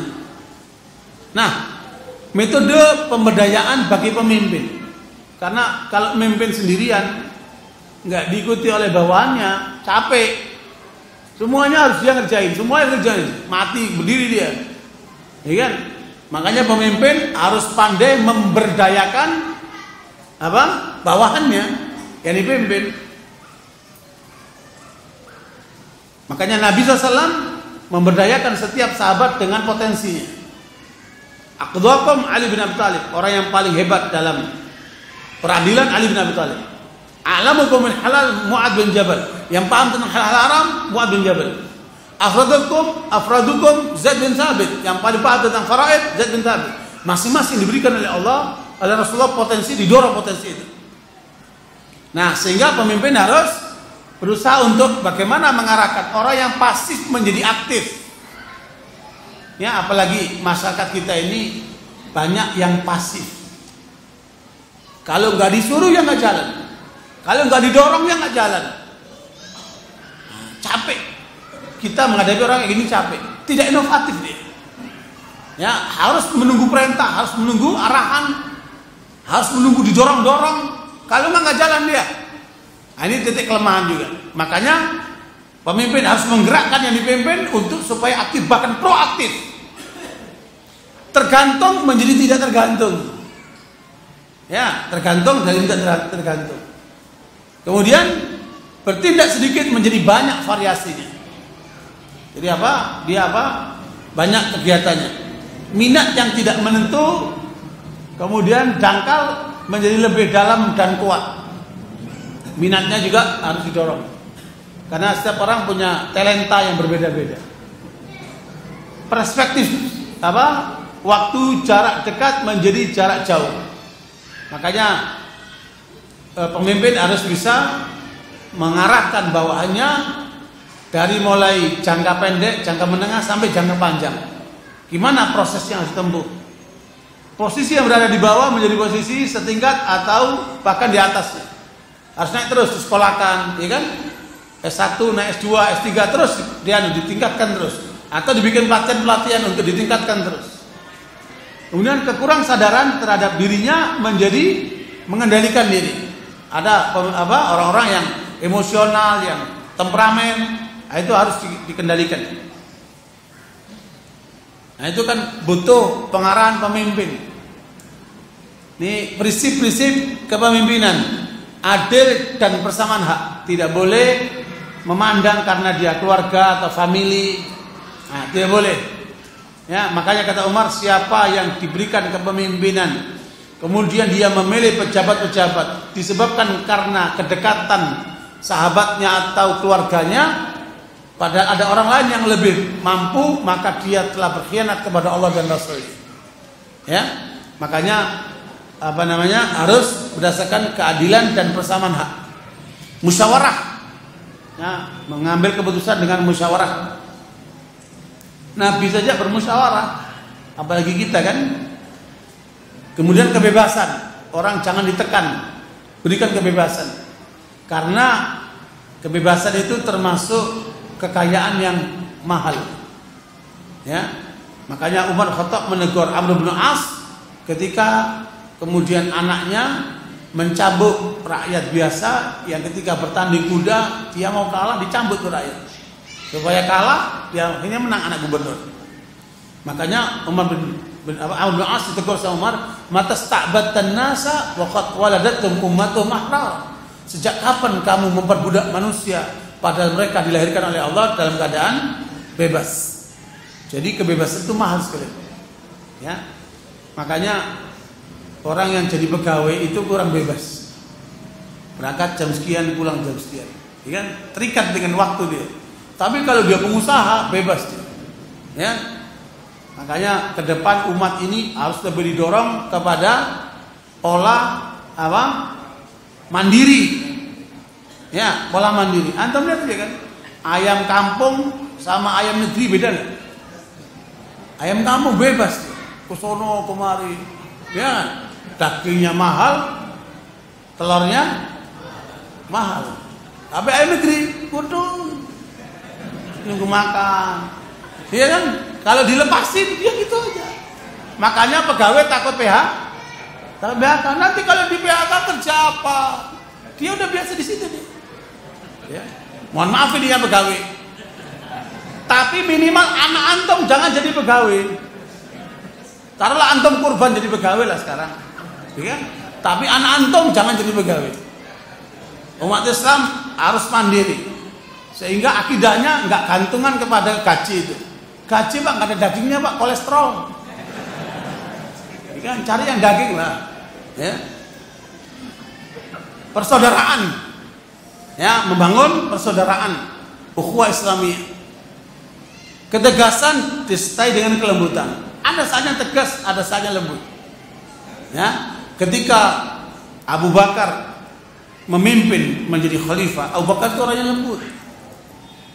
Makanya kalau beliau memimpin sholat banyak menangis, orang pun banyak menangis.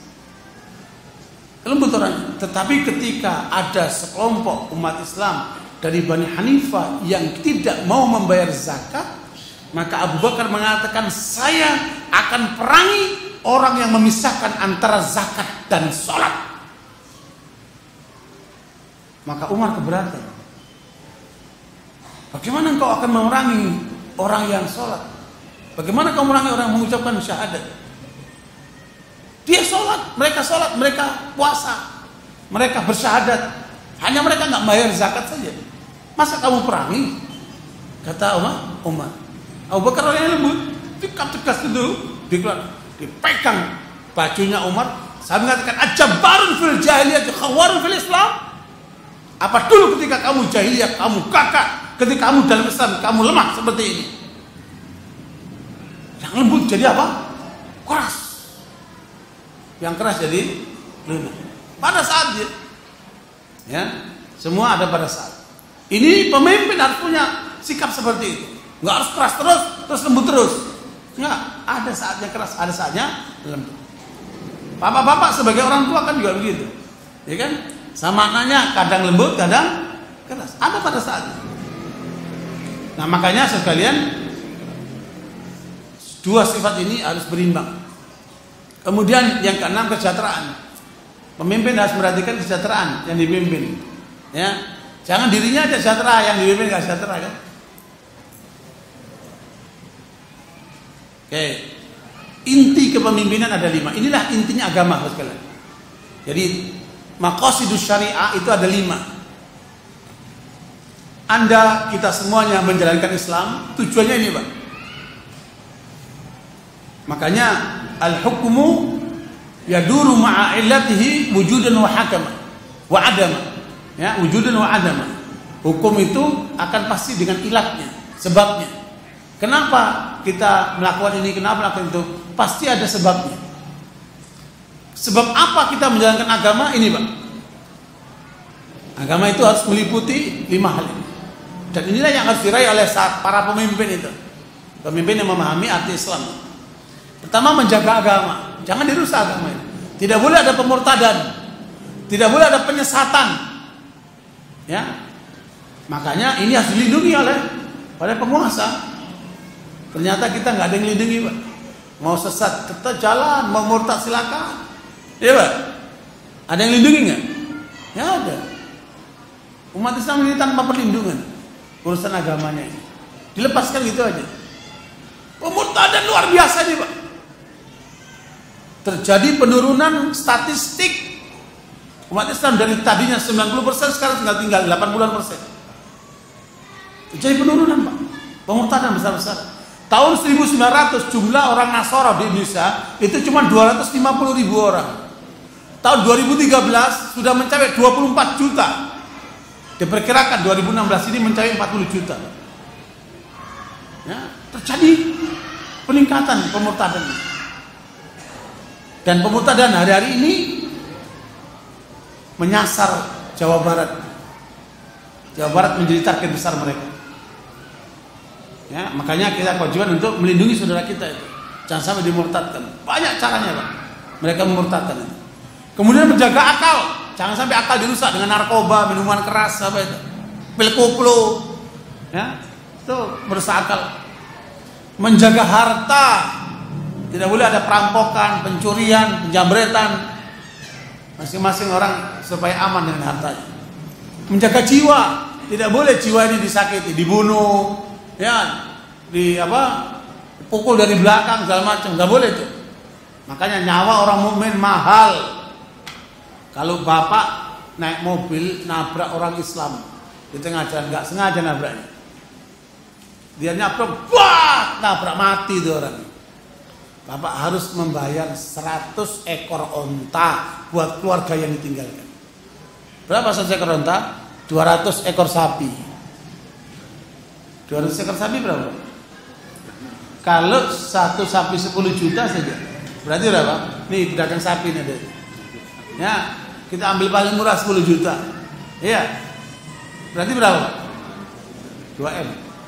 Serahkan itu sama keluarganya. Nah sekarang nabrak orang dikasih 5 juta, 10 juta. Murah amat. Orang mukmin itu darahnya mahal, Pak. Ya, makanya ini harus dijaga nih jiwa orang mukmin ini. Tidak boleh dialirkan darahnya. Kemudian yang kelima, menjaga kehormatan. Tidak boleh ada pelacuran, PSK, ya, pijet esek-esek, nggak boleh itu. Ya, di Jakarta Utara ada nggak itu? Hah? Nah, itu muskil. Satu ditutup, dia buka dalam pola yang lain. Ya? Makanya itu tanggung jawab penguasa itu. Tidak boleh ada pelacuran, ada apa? Ada penyimpangan dari sisi kehormatan ini. Ini tanggung jawab pemimpin. 5 hal penting inilah inti agama. Kalau 5 ini diperoleh seorang, aman dia. Agamanya aman, akalnya aman, hartanya aman, jiwanya aman. Kemudian kehormatannya aman dia. Nyaman. Memang Islam mengarahkan kepada keamanan. Baldatun thayyibatun wa rabbun ghafur. Itu yang kita cita-citakan. Hal-hal yang harus dijauhi oleh pemimpin. Nah, pemimpin tidak boleh terlibat dengan 10 hal ini. Ya. Ilmu yang tidak bermanfaat. Ini dokter tapi percaya sama Kanjeng Dimas. Aneh juga. Hah? Ilmunya mana itu? Hah? Subhanallah. Ya, ilmu yang tidak bermanfaat. Amal yang tidak ikhlas. Ya, amalnya pun harus kita jaga supaya apa? Menjaga keikhlasan. Kemudian harta yang tidak diinfakkan. Bapak sekalian, perhatikan contoh Umar bin Abdul Aziz. Ketika dia pertama kali memimpin, terpilih menjadi khalifah, dia bicara sama istrinya begini. Saya baca itu sampai nangis. Dalam paparan penulisnya Syekh Ali Tontowi itu cakep banget itu. Dialognya itu bagaimana antara suami dan istri ini. Istri Umar bin Abdul Aziz ini anaknya khalifah sebelumnya. Kekayaannya melimpah. Emasnya, perhiasannya, kekayaannya melimpah. Kata Umar bin Abdul Aziz, aku sekarang terpilih menjadi khalifah. Aku ingin hidup kita sederhana dan jadi contoh buat rakyat. Kamu boleh 2 pilihan. Kamu pilih Umar bin Abdul Aziz sebagai istrimu, sebagai suamimu, tapi semua kekayaanmu masukkan ke dalam Baitul Mal. Atau kamu tetap ambil semua hartamu, silakan, tapi kita sampai di sini saja. Wassalam. Bu, kalau ibu dikasih pilihan kayak gitu, milih yang mana, Bu? Ya, luar biasa itu. Ini pemimpin. Kata Fatimah, istri Umar bin Abdul Aziz, lebih baik aku memilih engkau daripada harta ini. Kembalikan harta itu ke Baitul Mal. Makanya kepemimpinannya berkah. Kenapa? Si pemimpin mencontohkan. Dia contohkan dirinya. Luar biasa itu Umar bin Abdul Aziz. Silakan dipelajari itu. Khalifah yang adil ini. Ketika beliau memimpin dalam 2 tahun sekian bulan saja, itu rakyatnya tidak ada yang menerima zakat, Pak. Karena semuanya mampu. Saking makmurnya mereka itu. Luar biasa. Saya dibatasi sampai jam 11. Kemudian saya pikir tadi, belum ya? Ya. Kemudian kalbu yang kosong. Pemimpin tidak boleh ngelamun. Ya. Bu, kalau suami Bu ada ngelamun, bilang, gak pantas kamu jadi pemimpin ngelamunan gitu. Gak boleh pemimpin ngelamun. Kalbunya jangan kosong. Ya. Waktu yang sia-sia, waktu harus efektif. Waktu kita harus efektif. Kita berpacu dengan apa? Waktu. Kita ini sebenarnya hanya kumpulan detik, menit, dan jam dan hari. Setiap berkuranglah jatah umur kita kan. Makanya kita berpacu dengan waktu. Karena itu saya mau cepat pulang-pulang duluan. Kemudian yang keenam, pikiran yang tidak berarti. Jangan mikir yang sederhana, mikir yang nggak berarti, nggak berguna. Naudzubillah dzalik. Ya, berpikirnya apa? Yang cerdas, yang bermanfaat. Kemudian cinta yang bukan karena Allah. I love you sayang, tapi nggak ada kaitan sama Allah. Enggak. Pemimpin nggak begitu. Ya, itu sia-sia semua. Kemudian apa? Potensi yang tercecer, kemampuan-kemampuan yang tidak diberdayakan.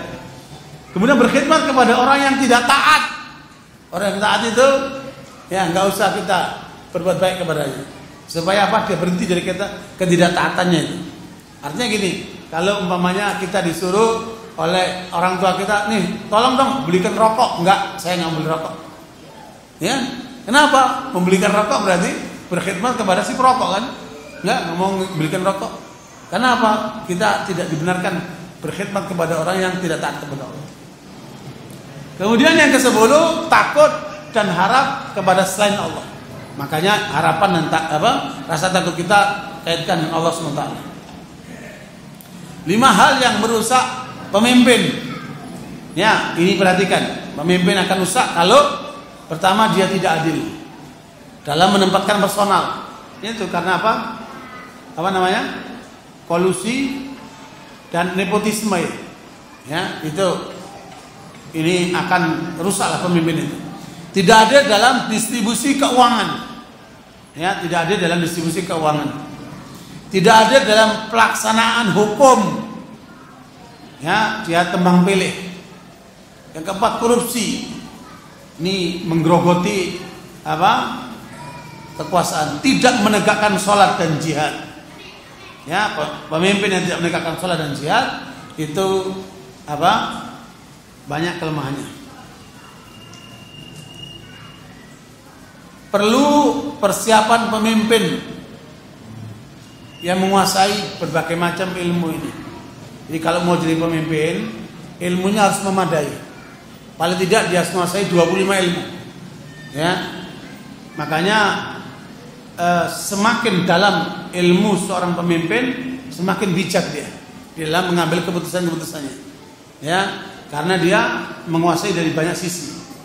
Ini kira-kira ilmu yang diperlukan oleh seorang pemimpin, dan kayaknya ini perlu dipersiapkan. Selama ini pemimpin itu muncul dari masyarakat, muncul dari lapangan, tidak dipersiapkan. Makanya ketika terjadi Arab Spring di Timur Tengah, itu enggak siap umat Islam. Ya, kita kalau diberikan kekuasaan, sepertinya kita juga enggak siap. Nah, ini perlu dipersiapkan siapa calon pemimpin kita ke depan. Barangkali itu sekalian poin-poin yang ini contoh kepemimpinan Rasulullah, bagaimana Rasulullah mampu merubah jahiliyah di dunia Arab dalam waktu cuma 23 tahun. Inilah pola kepemimpinannya. Membangun SDM yang handal. Inilah para sahabat. Membangun masjid, ya, memakmurkan masjid. Membuat perjanjian Madinah. Itu perjanjian Madinah. Kemudian persaudaraan, ukhuwah. Membangun tentara yang kuat, menjaga keutuhan negara dari segala rongrongan dari dalam maupun luar. Ini keutuhan wilayah harus dijaga. Ya.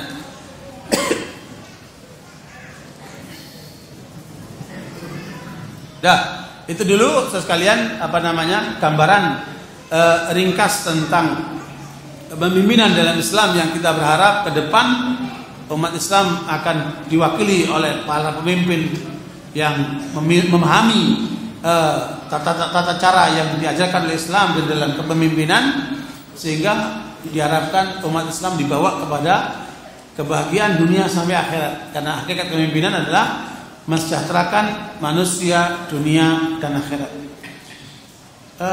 Bagaimana dengan posisi kita sekarang ini? Ya, sekalian, Indonesia telah mengambil keputusan menggunakan pola demokrasi dengan pola trias politika. Ada yudikatif, ada eksekutif, ada legislatif, dan ini mengikuti pola demokrasi. Ya, meskipun mereka mencoba untuk mengatakan demokrasi yang tidak sekuler, tapi demokrasi adalah demokrasi. Profesor Dr. H.M. Azhari dalam disertasi doktor di UI melakukan penelitian di Belanda untuk membandingkan antara pola demokrasi dan pola Islam. Ya memang jauh beda. Demokrasi itu dari rakyat, oleh rakyat dan untuk rakyat. Tuhan tidak dilibatkan, agama tidak dilibatkan. Ya, makanya kalau segala sesuatu berasal dari rakyat kan manusia juga ya. Dan manusia itu punya kelemahan. Makanya yang hasilnya juga kelemahan. Sementara kalau wahyu ilahi ini kebenaran mutlak, ya, yang kemudian tidak mengandung kelemahan. Tapi mereka tidak mau ini. Baru untuk umat Islam diperkenankan menjalankan syariat Islam sudah dihapus. Artinya keputusan Indonesia menyatakan bahwa negara Indonesia berdasarkan undang-undang yang dibuat oleh manusia, oleh rakyat, dan kemudian sumbernya 3. Sumber hukum Indonesia ada 3: Islam, budaya, dan hukum Belanda. Ya, hukum Islam, budaya, dan apa? Hukum Belanda. Tetapi kalau kita lihat yang terjadi dengan hukum-hukum Indonesia, dominasinya adalah dominasi hukum Belanda. Padahal Belanda itu kan penjajah ya. Ternyata masih dijadikan sumber hukum. Ya, ini karena apa? Kita mungkin masih belum terlalu kuat dari sisi hukum. Makanya dakwah di bidang hukum ini harus kuatkan sekalian. Ya, kita masih belum banyak mempunyai pengacara-pengacara ahli hukum yang menguasai tentang Islam. Sehingga seringkali saya mencoba mencari melalui para ahli hukum itu, sudahkah pernah dilakukan penelitian terhadap perbedaan terhadap produk hukum di Indonesia yang menyalahi syariat Islam? Ada berapa banyak produk hukum Indonesia yang menyalahi syariat Islam? Ini perlu ada perbandingan.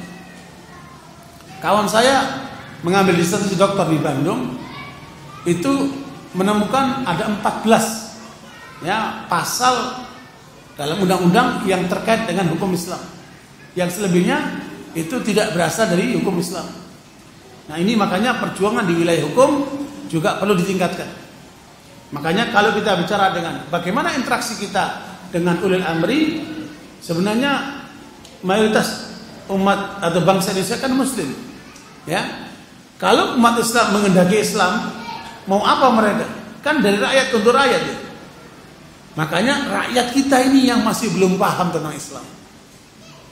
Data Departemen Agama menyebutkan jumlah orang Islam Indonesia yang tidak bisa baca Quran itu ada 54%. Maknanya separuh lebih orang Islam nggak bisa baca Quran. Kalau nggak bisa baca Quran, kira-kira tahu artinya nggak? Apalagi bagaimana kemudian mau mempraktekkan Al-Quran? Apalagi tambah jauh lagi. Ya, makanya sekalian kita perlu untuk menguatkan umat juga. Jadi ke atas kita dakwain para penguasa itu. Dan alhamdulillah saya sudah pernah ketemu presiden, bukan presiden ini, sebelumnya ketemu dengan wakil presiden beberapa kali. Kita ketemu dengan jenderal-jenderal, ketemu dengan para menteri. Ketika kita diskusi sama mereka, ternyata banyak hal yang mereka tidak tahu. Ya, banyak hal yang kemudian menarik buat mereka. Artinya kita perlu dakwah ke atas sana. Selama ini kita banyak dakwanya ke bawah terus ya. Ke umat, ke masyarakat, ke bawah, ke grassroots, kita kurang ke atas. Saya baru pulang beberapa waktu yang lalu, dakwah di Bengkulu. Dari provinsi Bengkulu, setelah dakwah kemana-mana, ketemu dengan para tokoh, kemudian saya ke Bengkulu Selatan, di daerah Manak. Itu disambut oleh bupati. Bupati itu kan kepala daerah. Kemudian dia kumpulkan seluruh ulama di situ. Saya dialog sama mereka. Difasilitasi sama bupati, dialog. Senang sekali mereka. Apa masalah yang ada di masyarakat sini? Mari kita pecahkan menurut aturan Islam. Luar biasa sekali. Dialog dengan para ulama difasilitasi. Sampai kata mereka, kami belum pernah. Para ulama ini dialog dengan pemerintah itu belum pernah. Berarti ke depan harus ada dialog-dialog antara para tokoh ulama dengan pemerintah. Ya, bisa dengan presiden, bisa dengan wakil presiden, bisa dengan menteri-menteri, bisa dengan kepala-kepala daerah, gubernur, wali kota, bupati. Selama ini kita tidak pernah menyasar itu. Ternyata dahsyat. Kemudian besoknya dikumpulkan semua sama bupati. Bupatinya, wakil bupati, kemudian kepala bagian, ketua DPRD, Kapolres, camat, lurah, luar biasa, para pejabat semua dihadirkan. Saya diminta untuk mengarahkan mereka. Luar biasa. Apa keputusan yang dilakukan oleh bupati ini? 2017 dia menginginkan anggaran daerah itu separuhnya untuk bangunan, separuhnya untuk agama. Luar biasa itu. Kemudian bupati memutuskan akan membuat Islamic Center buat membangun umat Islam ini dengan di atas tanah 6 hektar dekat dengan kabupaten itu. Luar biasa itu kan. Dakwah hanya 2 hari menghasilkan lompatan yang luar biasa, ya kan? Subhanallah. Makanya suatu kali saya diundang sama bupati dari Bualimu. Bualimu itu Gorontalo ke dalam zon, wilayah Sulawesi Utara. Itu yang namanya bupati ini, subhanallah, dia sadar dari mana? Dari anaknya yang sudah ngaji. Anaknya bisikin bapaknya, bapak bakal mati, bapak bakal ke akhirat. Bapak harus arahkan kepemimpinan bapak untuk perjuangan Islam, untuk menegakkan kebenaran, untuk menegakkan keadilan. Wow, welcome dia. Rumahnya bapak bupati ini sekarang udah meninggal rahimahullah. Itu dibuka 24 jam untuk rakyat. Dikumpulkan semua pejabat, saya mengarahkan mereka. Luar biasa. Saya pernah diundang oleh Kapolres, dikumpulkan semua bawahannya, saya diarahkan mengarahkan mereka. Artinya dakwah di kekuasaan ini yang selama ini kurang kita sentuh. Ternyata pengaruhnya besar sekali. Ya, yang penting jangan kita menggurui, jangan kita ngatur-ngatur. Polanya harus persuasif, dialogis. Subhanallah, terbuka wawasan mereka. Makanya saudara sekalian, ini penting. Karenanya interaksi dengan ulil amri, jangan kita hanya posisi sebagai orang lemah, sebagai orang yang minta-minta, sebagai orang yang kemudian tidak punya posisi, tidak punya bargaining. Kita ini rakyat pemilik negara ini, umat Islam mayoritas negara ini, keputusan ada di tangan umat Islam. Tetapi mengapa kita selalu dalam posisi lemah? Karena kita selalu menempatkan diri di posisi lemah. Seakan-akan kita nunggu didalimi terus. Jangan. Kita rubah itu. Kebijakan kita rubah itu. Bagaimana caranya? Kita harus masuk ke mereka. Kita bicara dengan mereka. Kita dialog dengan mereka. Subhanallah, di Lampung itu sampai ada seorang rektor mengatakan begini sama saya. Ya, bahwa pengajian-pengajian yang ada di kampung-kampung itu kadang-kadang lebih berarti dari perguruan tinggi. Kenapa? Karena yang dibicarakan langsung menyentuh kepentingan rakyat dan kepentingan umat. Jadi perguruan tinggi ngawang-ngawang, teori melulu. Bicara Islamnya tinggi-tinggi, tapi ketika sholat nggak sholat. Gimana? Bicara teori Islam tinggi-tinggi, tapi nanti ketika terjun terlibat dengan riba. Gimana? Makanya saudara sekalian, saya sampaikan sama jika wakil presiden itu 3 masalah besar umat Islam: kebodohan, kemiskinan, dan perpecahan. Ini nggak mungkin ditangani oleh 1-2 orang, 1-2 lembaga. Kebodohan bisa dengan dakwah, dengan pendidikan. Tapi kalau ekonomi nggak bisa dengan ceramah, Pak. Ekonomi harus terjun membangun ekonomi umat dengan pola syariah. Kemudian perpecahan, ini harus turun ini ulama. Ya kemudian bagaimana menyatukan umat ini? Jangan cuma diam saja menjadi penonton semua. Mana ulamanya ini? Harus turun menyatukan umat, menyatukan ulama. Makanya coba kita mulai dari masjid ini. Nanti panitia di sini membentuk tim panitia, undang ulama-ulama se-Jakarta Utara, kumpulkan di sini, kita bicara tentang masalah umat. Apa langkah yang harus ditempuh oleh mereka? Kita ikutkan mereka. Selama ini kan jalan sendiri-sendiri, Pak. Nah, ini terjadi kelemahan kita. Makanya cara berinteraksi, kuatkan umat ini dengan segala sisinya. Akidahnya, ilmunya, perilakunya, ekonominya, kuatkan semuanya. Barisannya baru nanti didengar oleh penguasa-penguasa itu. Kalau sudah umat bersatu, mau ngomong apa mereka? Umat ini harus kita kuatkan. Dan ingat, Islam bukan untuk menghancurkan, Islam untuk menyelamatkan, Islam untuk mensejahterakan.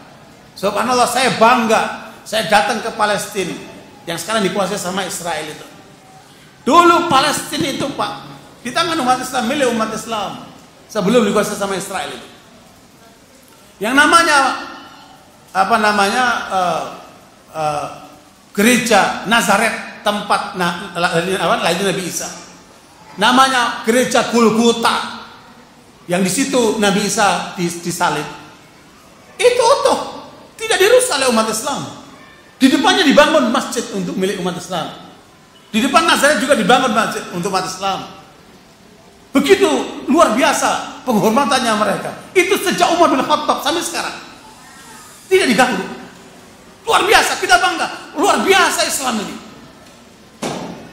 Semalam saya baca bagaimana ketika Ali bin Abi Thalib memindahkan kekuasaan dari Madinah ke Kufah. Di Kufah itu banyak gereja-gereja. Tidak dihancurkan sampai sekarang.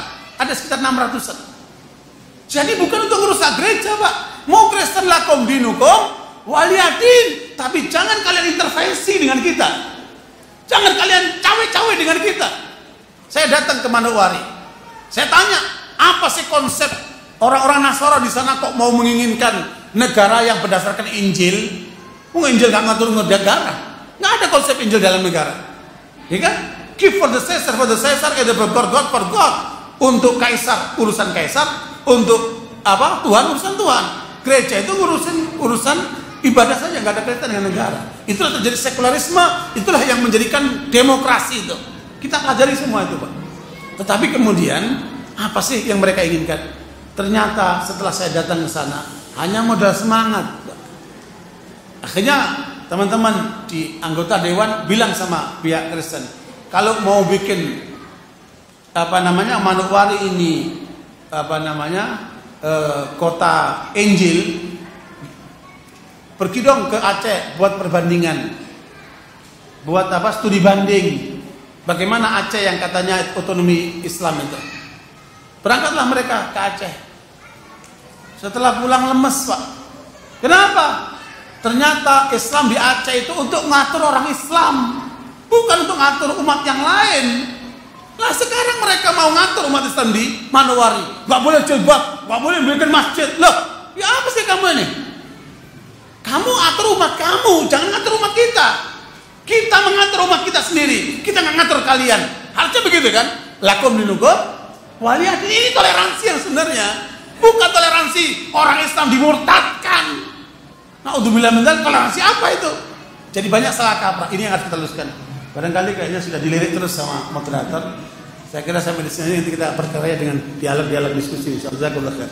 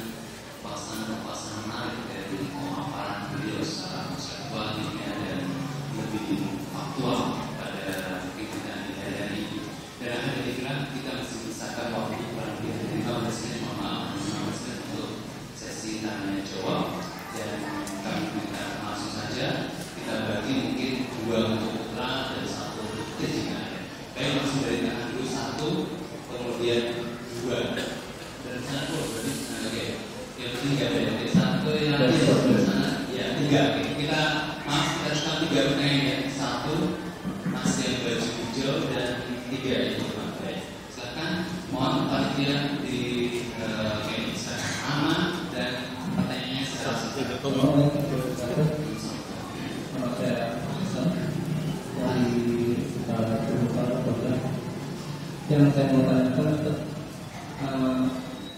bagaimana dapat menyikapi persatuan kaum muslimin, karena di antara teman-teman kita ini ada yang perlu kita perhatikan untuk berkaitan dengan mempersatukan. Saya baca di buku ya, ada yang manhajnya berbeda, ngakunya ada salafi, ada yang dari kelompok lain, ya. Tapi di antara kami ada yang galau gitu, ada yang mengatakan ini halal, ya. Nah, saya juga mengikuti beberapa ustaz, Fahri, Salam, dan semua ustaz. Saya ngambil hikmah dari mereka. Tapi masih ada sebagian dari teman-teman kami mengatakan ustaz ini paling baik. Akhirnya mereka bermakna sendiri hidup sehingga sekarang teks mati. Kalau misalnya kondisi kami bagaimana kualitasnya pesan kami itu. Yang kedua masih wajib dibacakan. Yang ketiga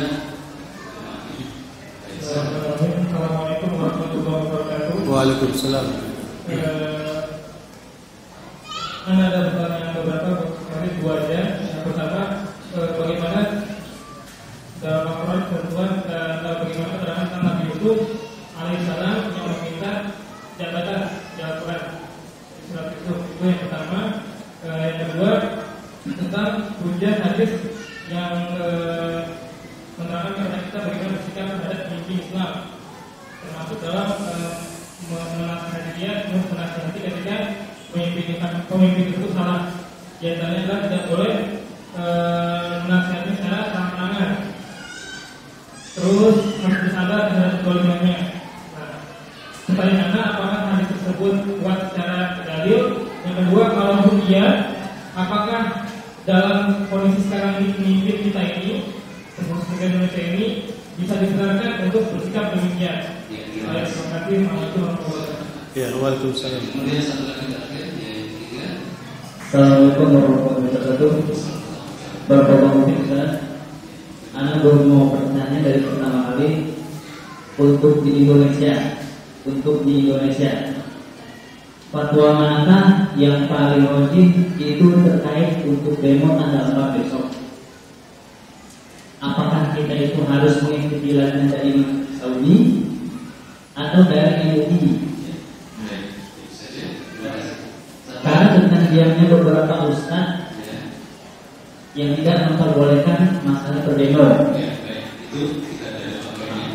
Ya, sesuai. Terima kasih. Ya, karena Ustaz dengan keterbatasan waktu. Ya. Pertanyaan pertama dari Mas Hasan, bagaimana menyikapi dan upaya untuk mempersatukan umat. Ini cuma bisa sekali 2 jam lagi.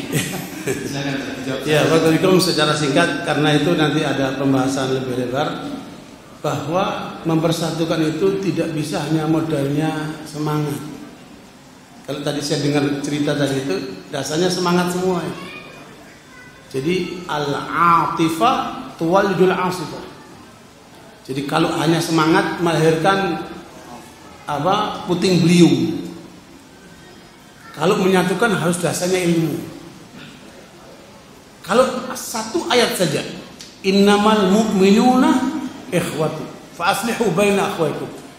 Hakikat iman kalau sudah melahirkan ukhuwah.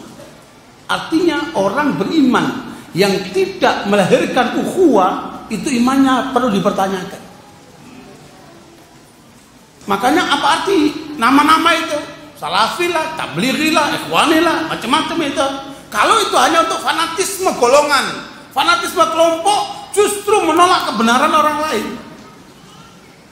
Padahal sikap kita nggak harus begitu. Islam ini ada 2 isinya, ada usul, ada furu'. Kalau sudah masalah usul, di sini kita akan terjadi furqan. Kita dengan Syiah bedanya usul, masalah akidah. Furqan kita harus pisah. Tapi kalau masalah furu' antara madhab Hanafi, Syafi'i, Maliki, antara NU, Muhammadiyah, Salafi, ini kan ahli sunnah wal jamaah semua ini. Rujukan Al-Quran sunnah cuma sahabat, semua sama. Cuma beda penafsiran saja. Kadang-kadang beda kepentingan juga, ya kan? Jadi ada beda pendapat, ada beda pendapatan. Ya suka masalah ini kan beda pendapatan, ya kan? Nah karena itu mereka bukan musuh kita, Pak. Saudara kita. Kalau memang salah, nasihati, deketi, perbaiki. Jangan dicorokin, jangan dijauhin. Terjadi kebanyakan orang, mudah-mudahan kita tidak terjadi, ketika melihat seorang bejat. Taruhlah si A, tadinya sholat, sekarang udah nggak sholat, jamaah. Tadinya dia baik, tahu-tahu dia sudah mulai main perempuan, atau kemudian dia sudah mulai nggak benar. Jangan dilecehin, Pak. Katakan, ya Allah, alhamdulillah engkau tidak uji aku seperti dia. Ya Allah, berikan petunjuk dia, ya Allah, kembalikan kepada jalanmu yang benar. Kira-kira kalau kita punya sikap begitu, bersaudara nggak kita? Luar biasa. Tanamkan dalam diri kita itu. Jangan ada permusuhan. Yang jelas kita itu siapa musuhnya? 5 tadi itu musuhnya. Kufar, musyrikin, munafikin, fasikin, dan ahlul dhalal. Itu musuh kita itu. Sementara yang lainnya saudara kita dengan segala kelemahan-kelemahannya. Kita perbaiki. Karena kita bukan malaikat, Pak. Kita punya banyak kelemahan juga. Tetapi yang penting saling mengisi, saling memperbaiki, dan jangan lupa saling mendoakan. Rangkul semuanya. Ya, atas dasar kebenaran yang Allah turunkan kepada kita. Kemudian yang kedua, terkait dengan Nabi Yusuf alaihissalam, bahwa Nabi Yusuf ini berada di masyarakat yang mereka itu jauh dari Allah, jauh dari Islam. Kalau dia diberikan kedudukan, maka dia akan membuat perubahan-perubahan. Nabi Yusuf itu nggak datang ujung-ujung minta kekuasaan, Pak. Nabi Yusuf itu mentakwilkan mimpinya si raja itu, sehingga kemudian Nabi Yusuf ditawari, kamu mau jabatan, saya kasih jabatan. Maka Nabi Yusuf, tempatkan aku di Menteri Keuangan. Karena masyarakat waktu itu masyarakat materialistis, Pak. Semua dukung dengan fulus, sama seperti masyarakat sekarang. Tanya sama ibu-ibu itu. Ibu-ibu kalau anaknya diminta sama lelaki datang ke rumah ibu, kemudian lelaki itu mau melamar anak ibu, ibu pertama kali nanya apa? Kan? Artinya kan materialistis. Saya tanya bapak-bapak ini, bapak-bapak nyekolahkan anaknya dari TK sampai perguruan tinggi itu untuk apa? Untuk apa bapak-bapak sekolahkan anaknya? Bener tuh, jadi yang soleh. Kok nanya matematikanya berapa? Fisikanya berapa? Kebanyakan untuk kerja, cari duit. Itu kebanyakan orang. Insya Allah bapak ini bener nih. Kalau jadi anak soleh berarti dunia akhirat dulu kan? Kalau jadi anak soleh akhirat dulu baru dunia. Tapi kebanyakan orang nggak begitu, Pak. Bener nggak? Tujuannya kalau anak apa? Supaya pinter, nanti bisa kerja lagi. Jangan kerja lagi, Pak, pengusaha. Duit itu 90% di dunia usaha, Pak. Jangan jadi kerja lagi. Dah, korban kita jadi bekerja sekarang aja. Nanti kedepannya anak-anak kita jangan. Ya, jadikan anak hebat. Kemudian apa tadi? Terkait dengan nasihat kepada nasihat. Jadi begini. Ini banyak kawan-kawan ini tidak membedakan mana negeri yang menjalankan hukum Islam, mana yang negeri tidak menjalankan hukum Islam. Lihat pemimpin-pemimpin di Musat sana, mereka bilang apa? Indonesia negeri Islam bukan? Tidak. Dia tidak mengatakan ini bukan negeri agama. Mereka mengatakan begitu. Ya kan? Beda. Ini bukan kezaliman, Pak. Kalau menolak hukum Islam itu kufur. Siapa saja orang Muslim menolak hukum Islam, kafir, keluar dari Islam, Pak. Itu fatwa ulama semua, Pak. Tetapi kemudian dalam pembatal syahadat kan ada 10, Pak. Itu dipelajari di Saudi, Pak. Ulama-ulama mereka mengajarkan di antara pembatal syahadat itu apabila seseorang mengatakan hukum buatan manusia, yaitu demokrasi, sama dengan hukum Islam. Sama, Pak. Sama saja itu kafir, keluar dari Islam, Pak. Meskipun dia sholat, meskipun dia haji. Apalagi saya mengatakan demokrasi itu final. Demokrasi lebih baik daripada Islam. Kafir, keluar dari Islam itu orang. Itu semua ulama seperti itu, Pak. Dan silakan nanti lihat kitab-kitab yang ada. Masalahnya bukan di situ. Kezaliman di sini bukan dolim saghir, bukan dolim yang kecil, Pak. Dolim akbar yang menjadikan orang itu keluar dari Islam. Caranya bagaimana? Kita harus melakukan perubahan. Dakwain, ajak berubah, kembalikan kepada Islam, masukkan Islam dia, pahamkan Islam yang seutuhnya kepada dia. Jangan Islam yang parsial, Islam yang seutuhnya. Makanya hadis itu sahih. Itu tertuju kepada pemimpin-pemimpin Islam yang menjalankan hukum Islam, tapi mereka mengikuti syahwat hawa nafsu. Makanya harus sabar. Dan cara menasihatinya tidak boleh di depan umum. Kenapa? Akan tersinggung. Jangankan pemimpin, orang biasa saja kalau dinasihati di depan umum tersinggung namanya. Oh, dia mau menjatuhkan saya di depan umum. Jangan. Nasihatilah dengan berdua, dengan cara yang baik. Tetapi Indonesia ini masuk yang ketiga ini. Indonesia ini berdasarkan demokrasi. Yang namanya demonstrasi itu difasilitasi. Demonstrasi itu alat demokrasi. Jangan bicara kemudian fatwa dari Saudi. Saudi bukan demokrasi. Nggak boleh demonstrasi di Saudi itu, pantas memang. Di sana bukan demokrasi. Di sini demokrasi. Bagaimana fatwa sana dibawa kemana fatwa sini? Nggak tepat, Pak. Ini nggak tepat ini. Makanya fatwanya harus dari ulama setempat. Saya belajar Pak sama ulama-ulama di Saudi. Belajar. Banyak masalah kita tanyakan. Mereka bilang tanya ulama di negerimu. Dan ini spesifik kita Pak. Ketika fatwa dari sana untuk memberikan fatwa di sini meleset. Contohnya ketika umat Islam dibantai di Ambon. Mereka minta fatwa dari ulama di Timur Tengah sana. Apa jawabannya? Wajib bagi umat Islam untuk berjihad. Wajib bagi umat Islam Indonesia untuk berjihad di Ambon. Bisa bayangkan orang Bekasi, orang Jakarta, orang Surabaya ke Ambon semuanya. Kosong Jakarta, kosong Bekasi, kosong Surabaya. Iya. Soalnya juga nggak cukup Pak ya. Berarti apa? Fatwa ini nggak bisa dipraktekkan karena nggak tahu keadaan. Nggak bisa dipakai karena nggak tahu keadaan.